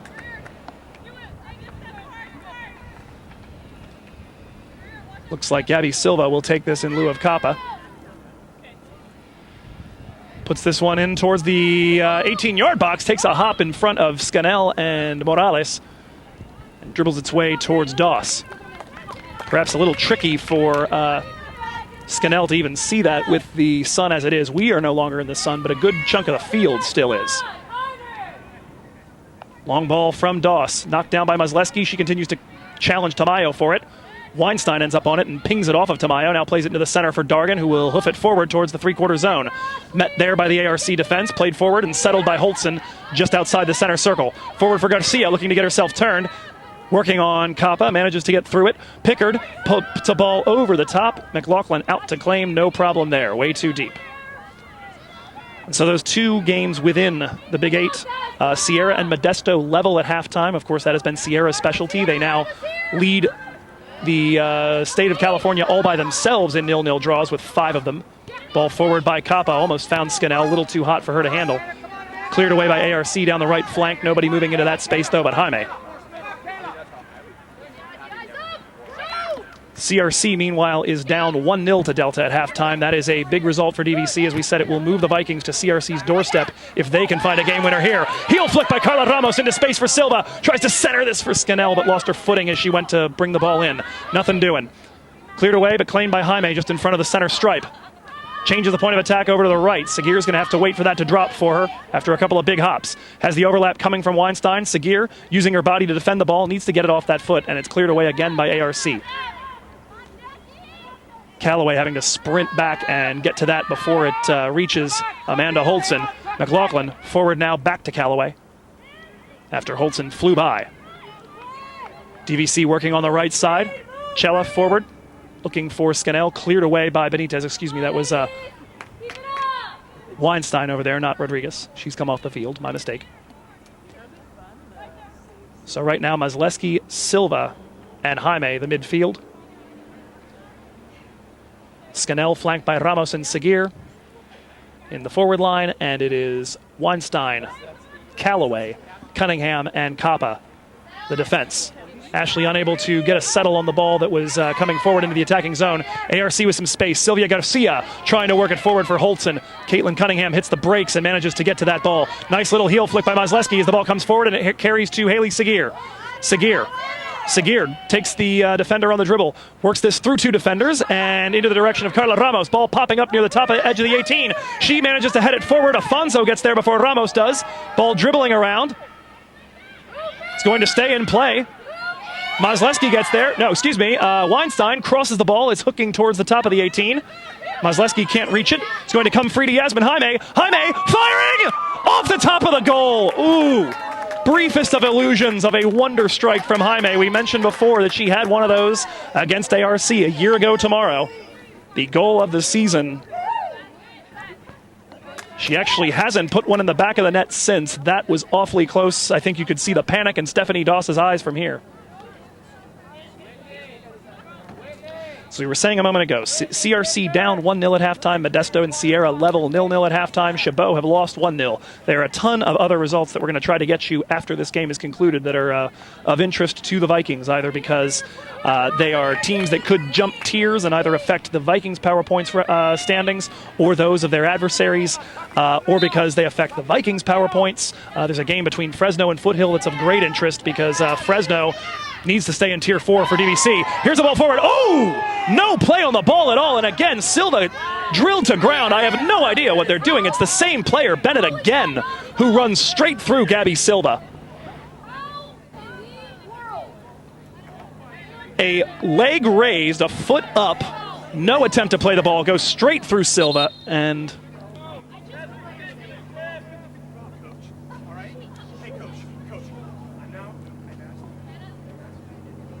so the argument here is, of course, the question of whether the player actually tried to go for the ball or not. According to Mr. Maloney, she thinks she did, that she did. But it's the second or third time, I believe, we've seen something, and Coach Mullins is going to get in her last word and receive a yellow card.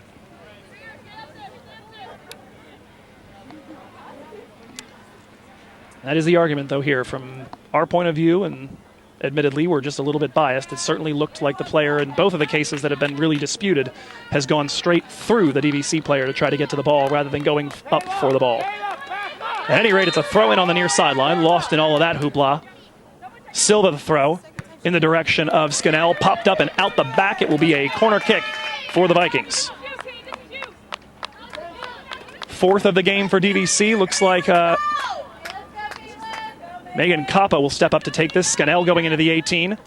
Segir stations herself in the 6, using that big body to try to get in Stephanie Doss's way. Cunningham ready to make her run as well. Silva, who's scored off of a corner as well, in place. Here comes that aggressive near post run. It's too long for her. Falling near Muzleski. It's over her head.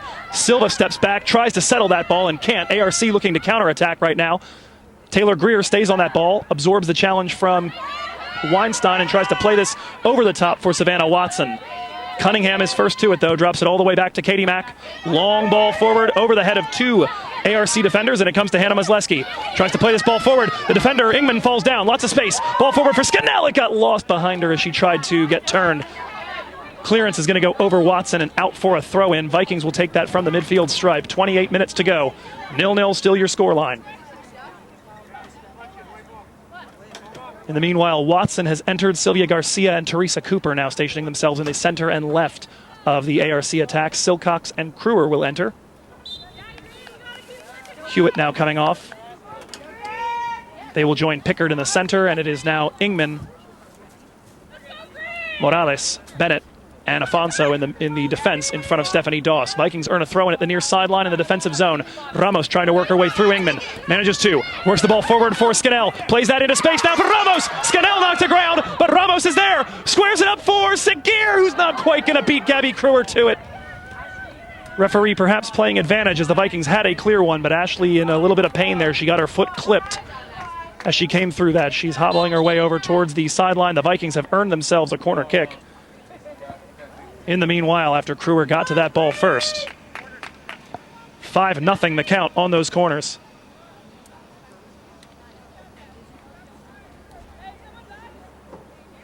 Looked like Haley Segir just waiting for that ball to get to her. 26 minutes, 45 seconds left in a game that the Vikes have got to have, trying again to make all of this dominance in creating chances and in possession count.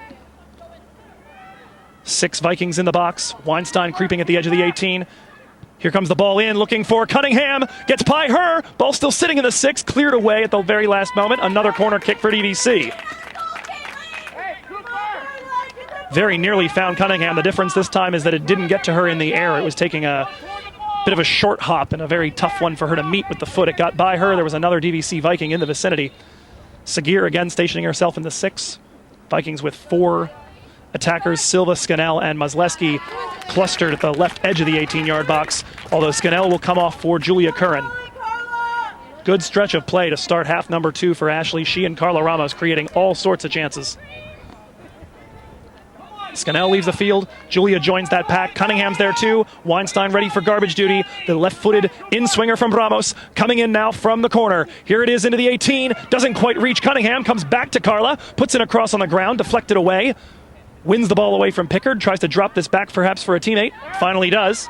Finds Cailin. Cunningham thinking about a cross or a shot. That's going to go straight out the back though. Goal kick for ARC and a substitution again.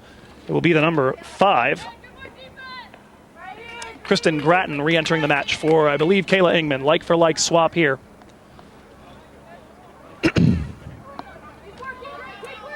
As the sun continues to set here, and we've mentioned before, the sun starting a little bit to set on ARC's playoff hopes. A road draw against us might be the one they really are looking for to try to work their way back into that picture. They are the number 16 seed right now, but they've got a rough stretch of schedule coming up. Segir not getting it off of her foot for the overlap. Does play it into the middle now for Curran. Refeeds Segir on the left. Haley trying to work her way into the center. Takes a deflection from a defender. Still Haley at the byline. Wins the ball. And a whistle for a foul that I certainly didn't see. Again, just...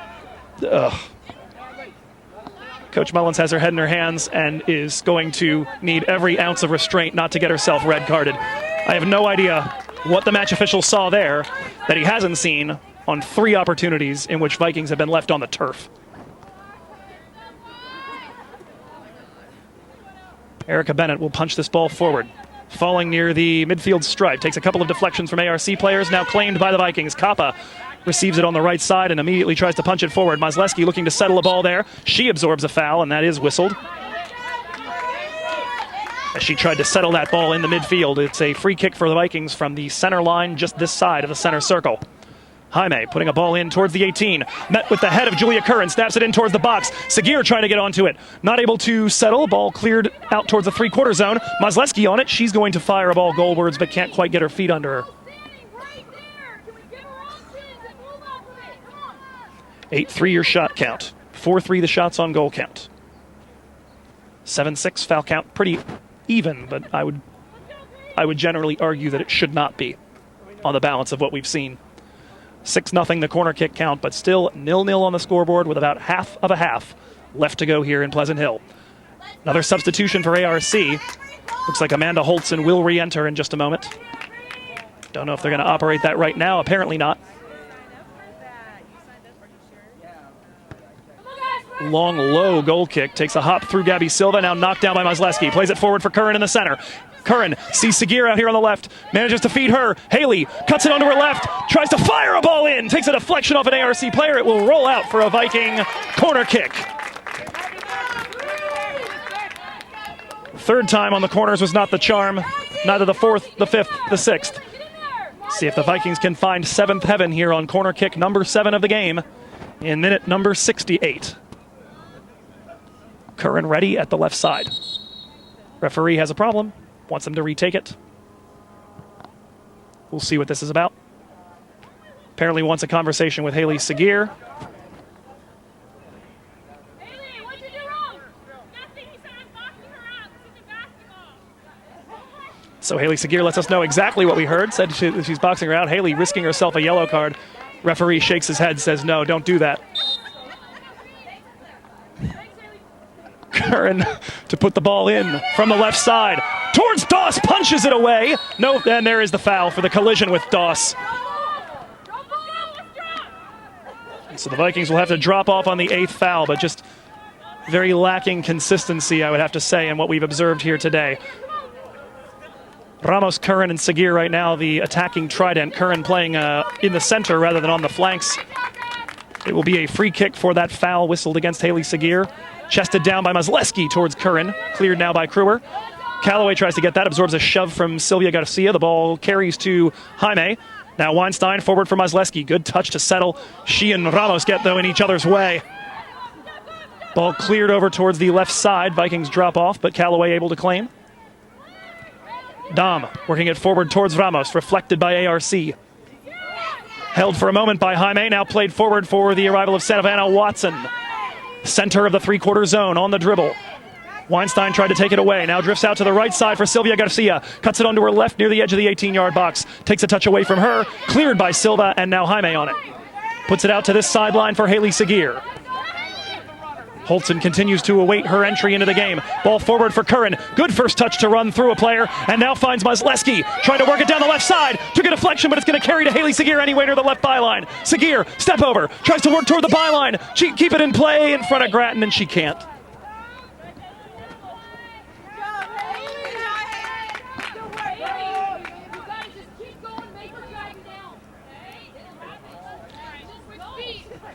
So the Vikings looking to force ARC to do what, admittedly, in this game they've done best, which is foul Vikings and drag them to the turf.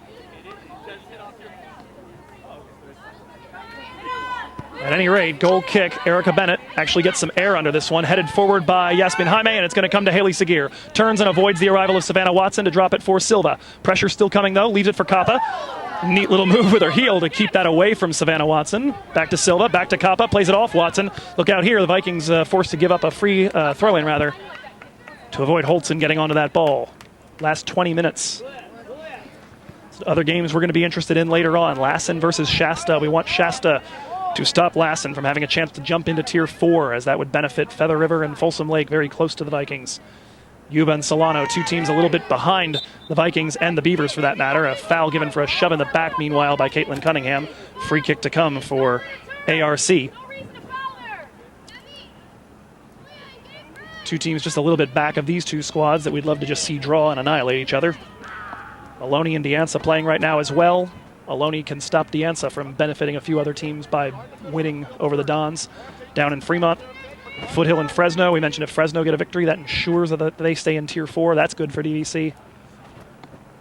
Later on today, Las Positas, Monterey, Evergreen Valley, and Cañada. But the Vikings have business to take care of here. The long free kick falls inside the left side of the 18-yard box. Luckily, nobody able to get there for American River.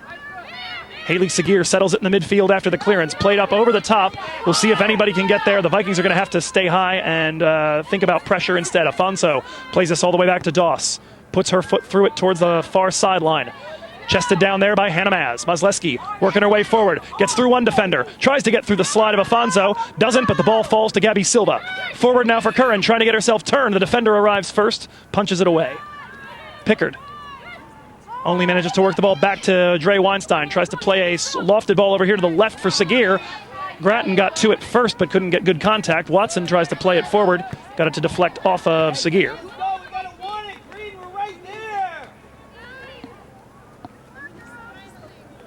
Throw in for ARC. 18 minutes for the Vikings to get something on the board here.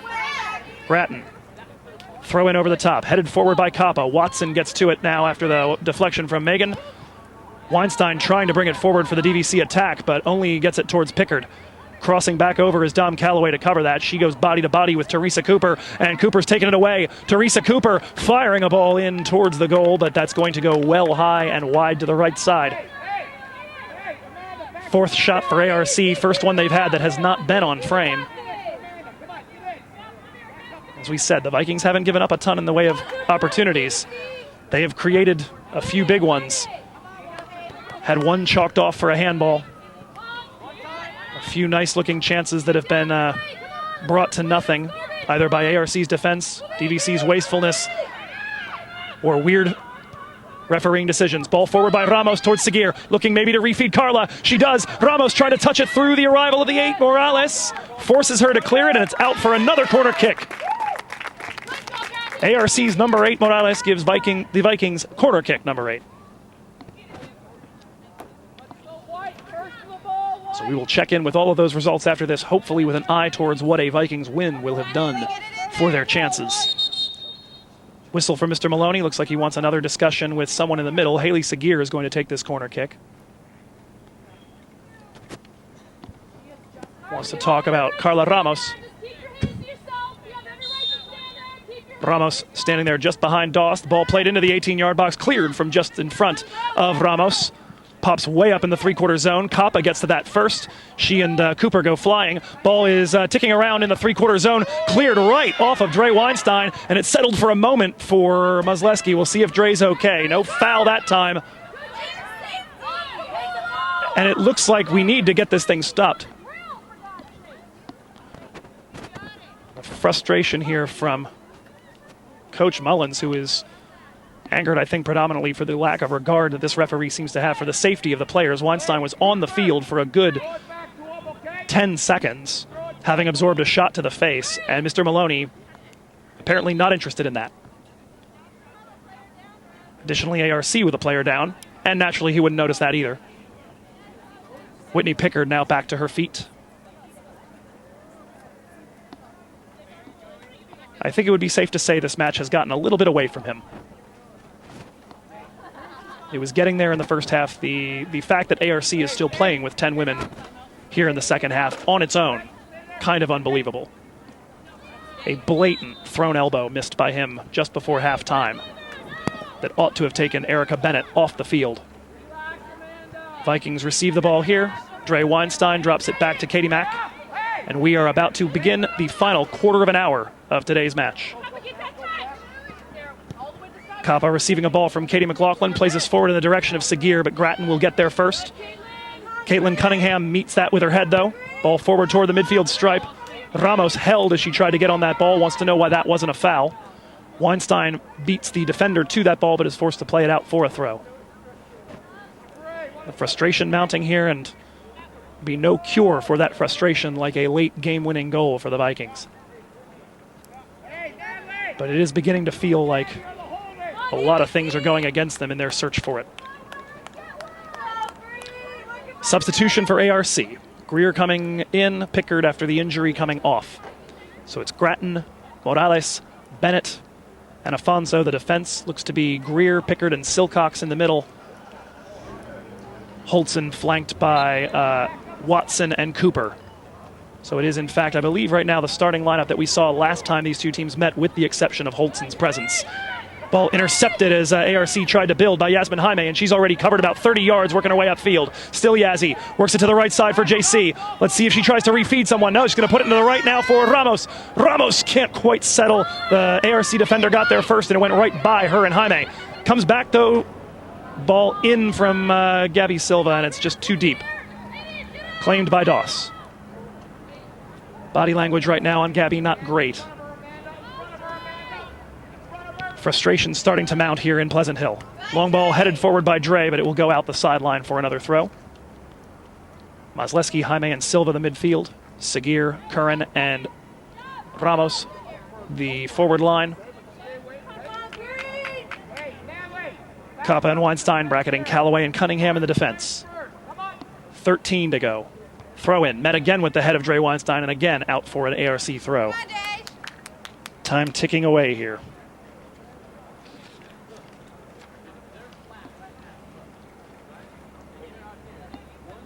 ARC certainly would be happy with this result. It would be a boon to their chances in the playoffs if they can manage to hold on and pick up a draw here.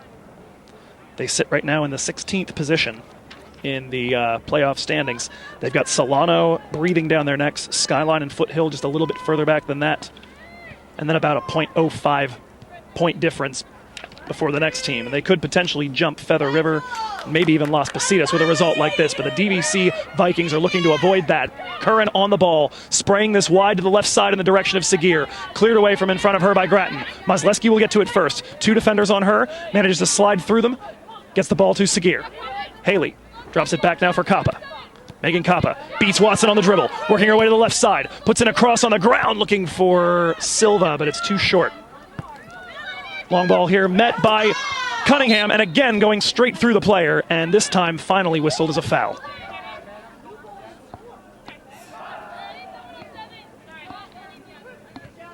Seventh foul whistled against ARC today. We've been waiting for one of those to come, for those shoves in the back that we've been seeing, those attempts to play the player and not the ball. Ball forward by Weinstein is met instead by Taylor Greer. Brought forward toward Watson. She one-touches that to the right flank looking for Holtzen. Cunningham will beat her to it, but Cailin can't quite wrap her boot around it to keep it in play.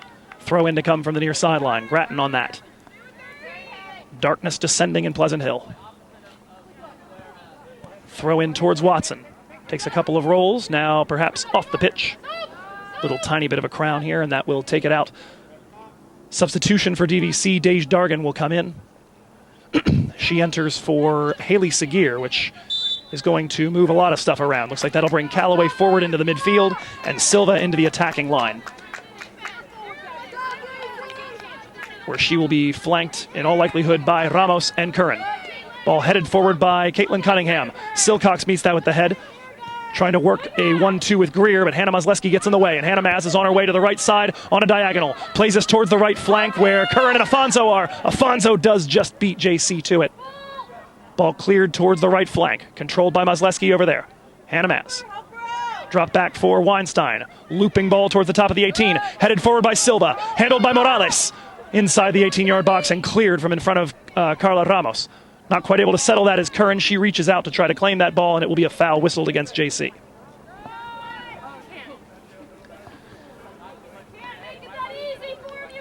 Tenth foul with 10 minutes to go. Again, the reset, the shot count, 8-4 in the DVC's advantage, 4-3 the shots on goal count. 10-7 now the foul count, 8-0 the corner kick count, but DVC having a game like some of the ones we saw earlier this season. Have not been able to find the right final touch. Dre Weinstein winning the header. Not able to keep it in play, however. It's out by the bleachers. ARC work their way forward. Vikings' best case scenario really for this season right now is about a 2.09 power points average. To give you some idea of context, right now that would get you the 7 seed. Unclear what the other teams around them would do in that time, but the Vikings win out, and Modesto and San Joaquin Delta maintain their tiers. That's where they would wind up. Long ball headed forward by Caitlin Cunningham off the throw-in. Repelled by ARC, and Weinstein forced to give up another throw-in over at the far sideline. We've been living over there for the last 2 minutes or so. ARC methodically working their way forward. 9 minutes left.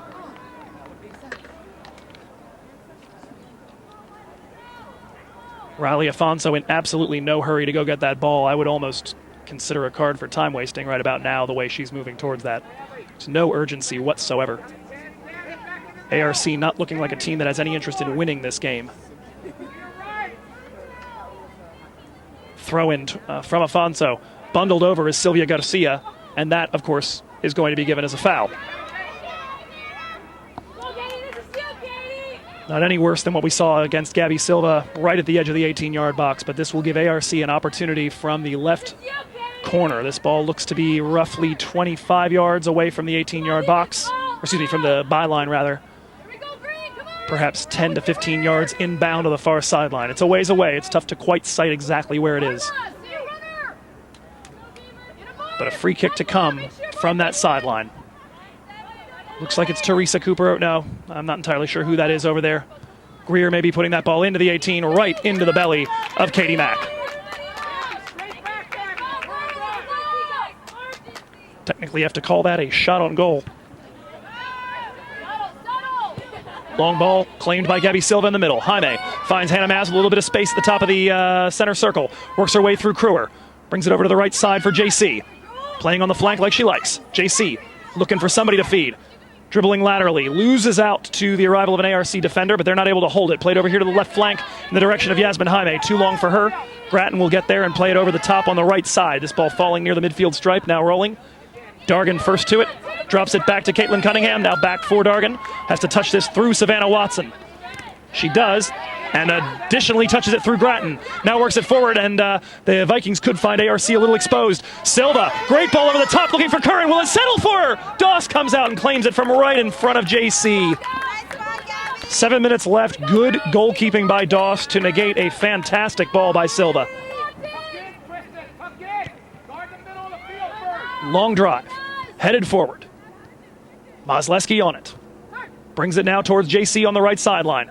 Reaches out, keeps it in play, cleared by ARC from in front of her, and Gabby Crewer reaches out and keeps it in play. Her ball forward, though, to no one in particular. Dom Calloway gets to it first, working in the midfield to try to get it to Yasmin Jaime. Finally does after a couple of touches from ARC, and she dribbles her way through Greer. Here comes Yazzie. Yazzie sees Calloway showing for it, gets it to Silva. She gets turned. Silva into the box, and Ramos tried to get the heel flick to it.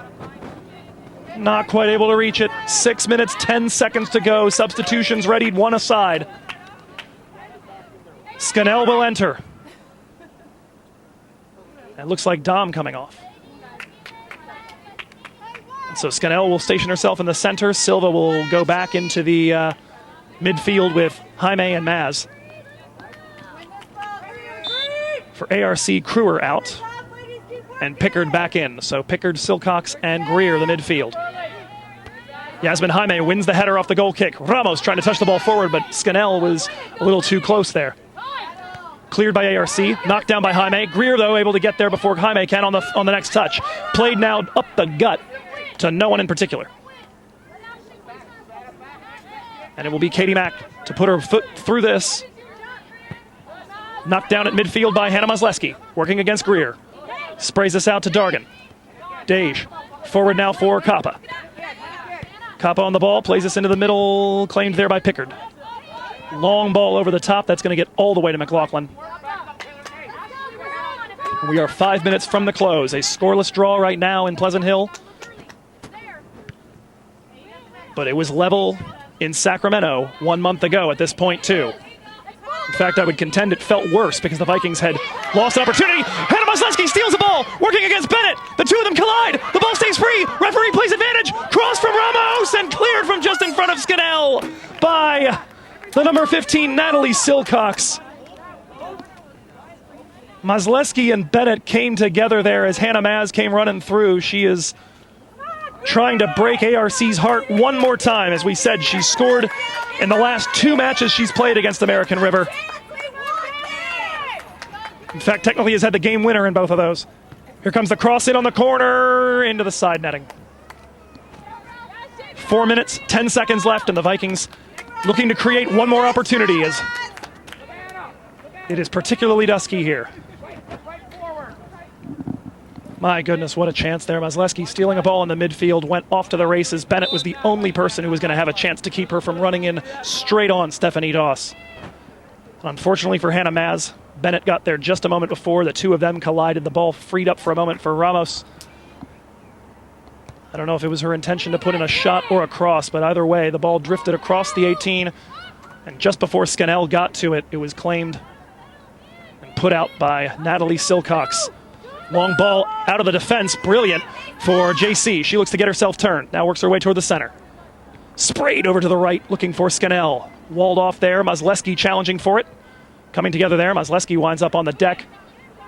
Clearance is claimed, though, by Dre Weinstein. Into the middle for Jaime, looking to turn away from the arrival of Sylvia Garcia. Tries to get her way through the midfield.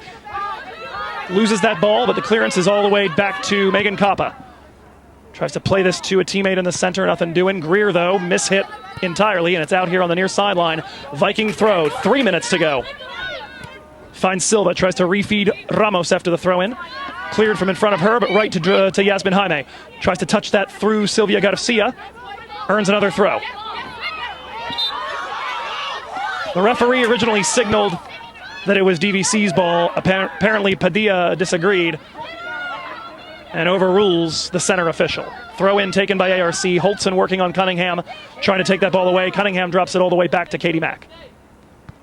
McLaughlin puts her boot through this and clears it towards Jaime.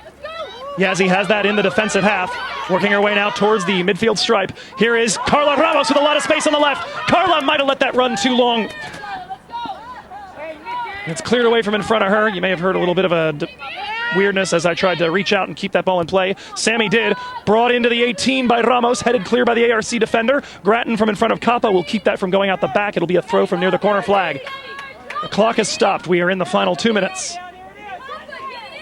A big moment for DVC.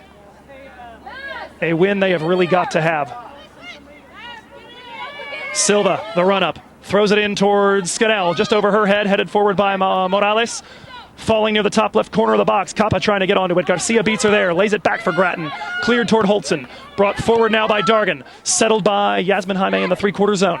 Yazzie lets Garcia go by and now works her way into some space on the left flank. Gets this forward for Scannell. Tries to settle it and get it to Ramos. Can't, but it comes free to Yazzie. Worked over to the left wing. Ramos trying to keep it there, but Grattan will clear it. Coppa steps up to it.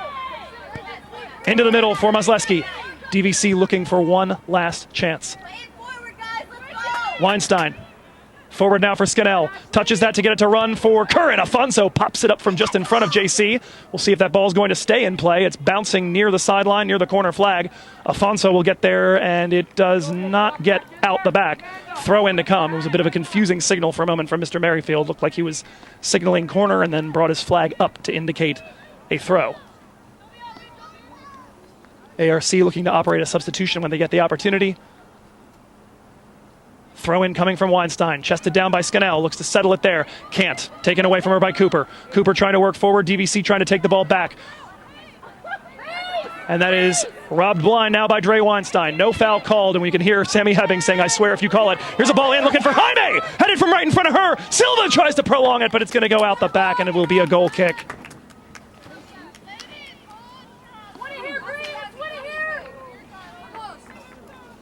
We'll see if ARC does their sub. I would imagine they will have no hurry if they do. Here it comes. Entering as the 6, Taylor Hewitt, for the 2, Sylvia Garcia. Erica Bennett to unload this in what is surely stoppage time now. Again, in no hurry. Here comes the bomb from Bennett, falling near midfield. Knocked forward by Dej Dargan, popping up in the direction of Scannell. Takes a deflection off Silcox. Ramos gets to it, plays it over to the left side for Silva, who looked like she settled that with her hand, and that will be called. Took an odd bounce on her, and a yellow card given directly to the number 8, Nikki Morales.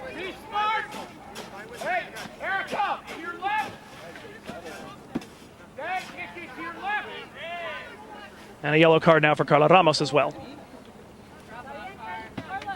So Ramos will drop off here, the free kick to come.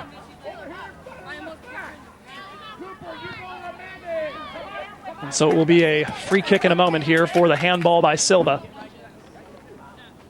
The statistics tell you one thing about this game, but unfortunately the scoreboard seems set to declare another verdict. Ball hit deep by Grattan. That ball bending towards the sideline, headed forward by DVC, settled by Gabby Silva. The whistle is not yet in the mouth of today's match official, and that is an ARC throw. I could have sworn that took a deflection. It is dark. Substitution for ARC. They're going to bring in Watson to continue to spend some more time. Throw in from Grattan. Going towards Greer. She settles that with her hand. That is called. Free kick DVC. Running over is Cailin Cunningham, making a spectacular catch to keep that ball from running and to give DVC one more chance to bring the ball forward. Julia, what are our viewers about to see? So, viewers, you're about to see me scoring I think it was the 90-minute goal, like the last, 5 seconds. So, I remember getting the ball, and I don't exactly remember how far away I was from the goal. Probably like 15, 20 yards out, and I got the ball. There's a defender in front of me, and I just remember this is the last 10 seconds of the game.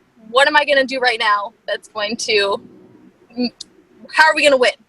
So I remember getting the ball, placed it perfectly on the ground. I was like, you know what? I'm going to go for it. I'm going to try to kick this ball into the back of the net. So, kicked it, goes up, defender gets scared, and I think she turned her back. The ball grazes her back, goes over the goalie's head, and it's in the back of the net. And I remember telling myself, wow, you just did that. This is great. And I just remember everybody on the team was in shock, and then we were like, yeah! And it was great. It was amazing. Megan Kappa will crank this one deep in just a moment. Vikings flooding forward. No, Kappa will come forward, and McLaughlin will put it into the box. Last chance saloon. Dargan the only one back. McLaughlin will put this in. The entire rest of the Vikings team crowded around the top of the 18. McLaughlin bombs this towards the top of the 18-yard box. Headed by Mosleski. Actually comes back. McLaughlin gets onto it. Drops it back towards Weinstein. Will there be enough time? Weinstein puts the ball over the top. Everybody on side. Scannell can't quite get there. Settled by JC. Fires! Goal! Goal!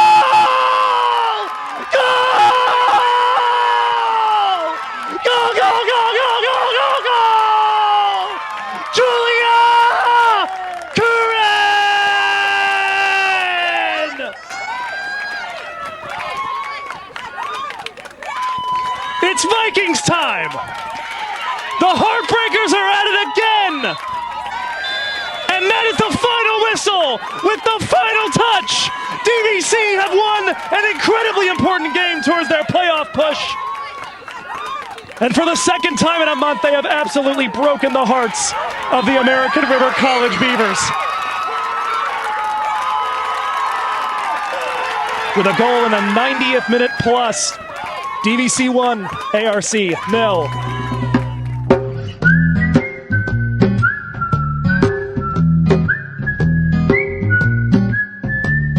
Thanks for tuning in to Vikings Soccer Rewind, everybody.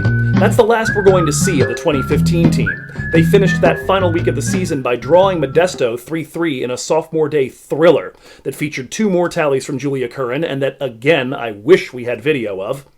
But they then fell in Stockton 2-0 to Delta. They'd end up at the back of a very crowded part of the standings and earn the 12th seed, along with a trip to City College of San Francisco, where they fell 3-0 in the first round.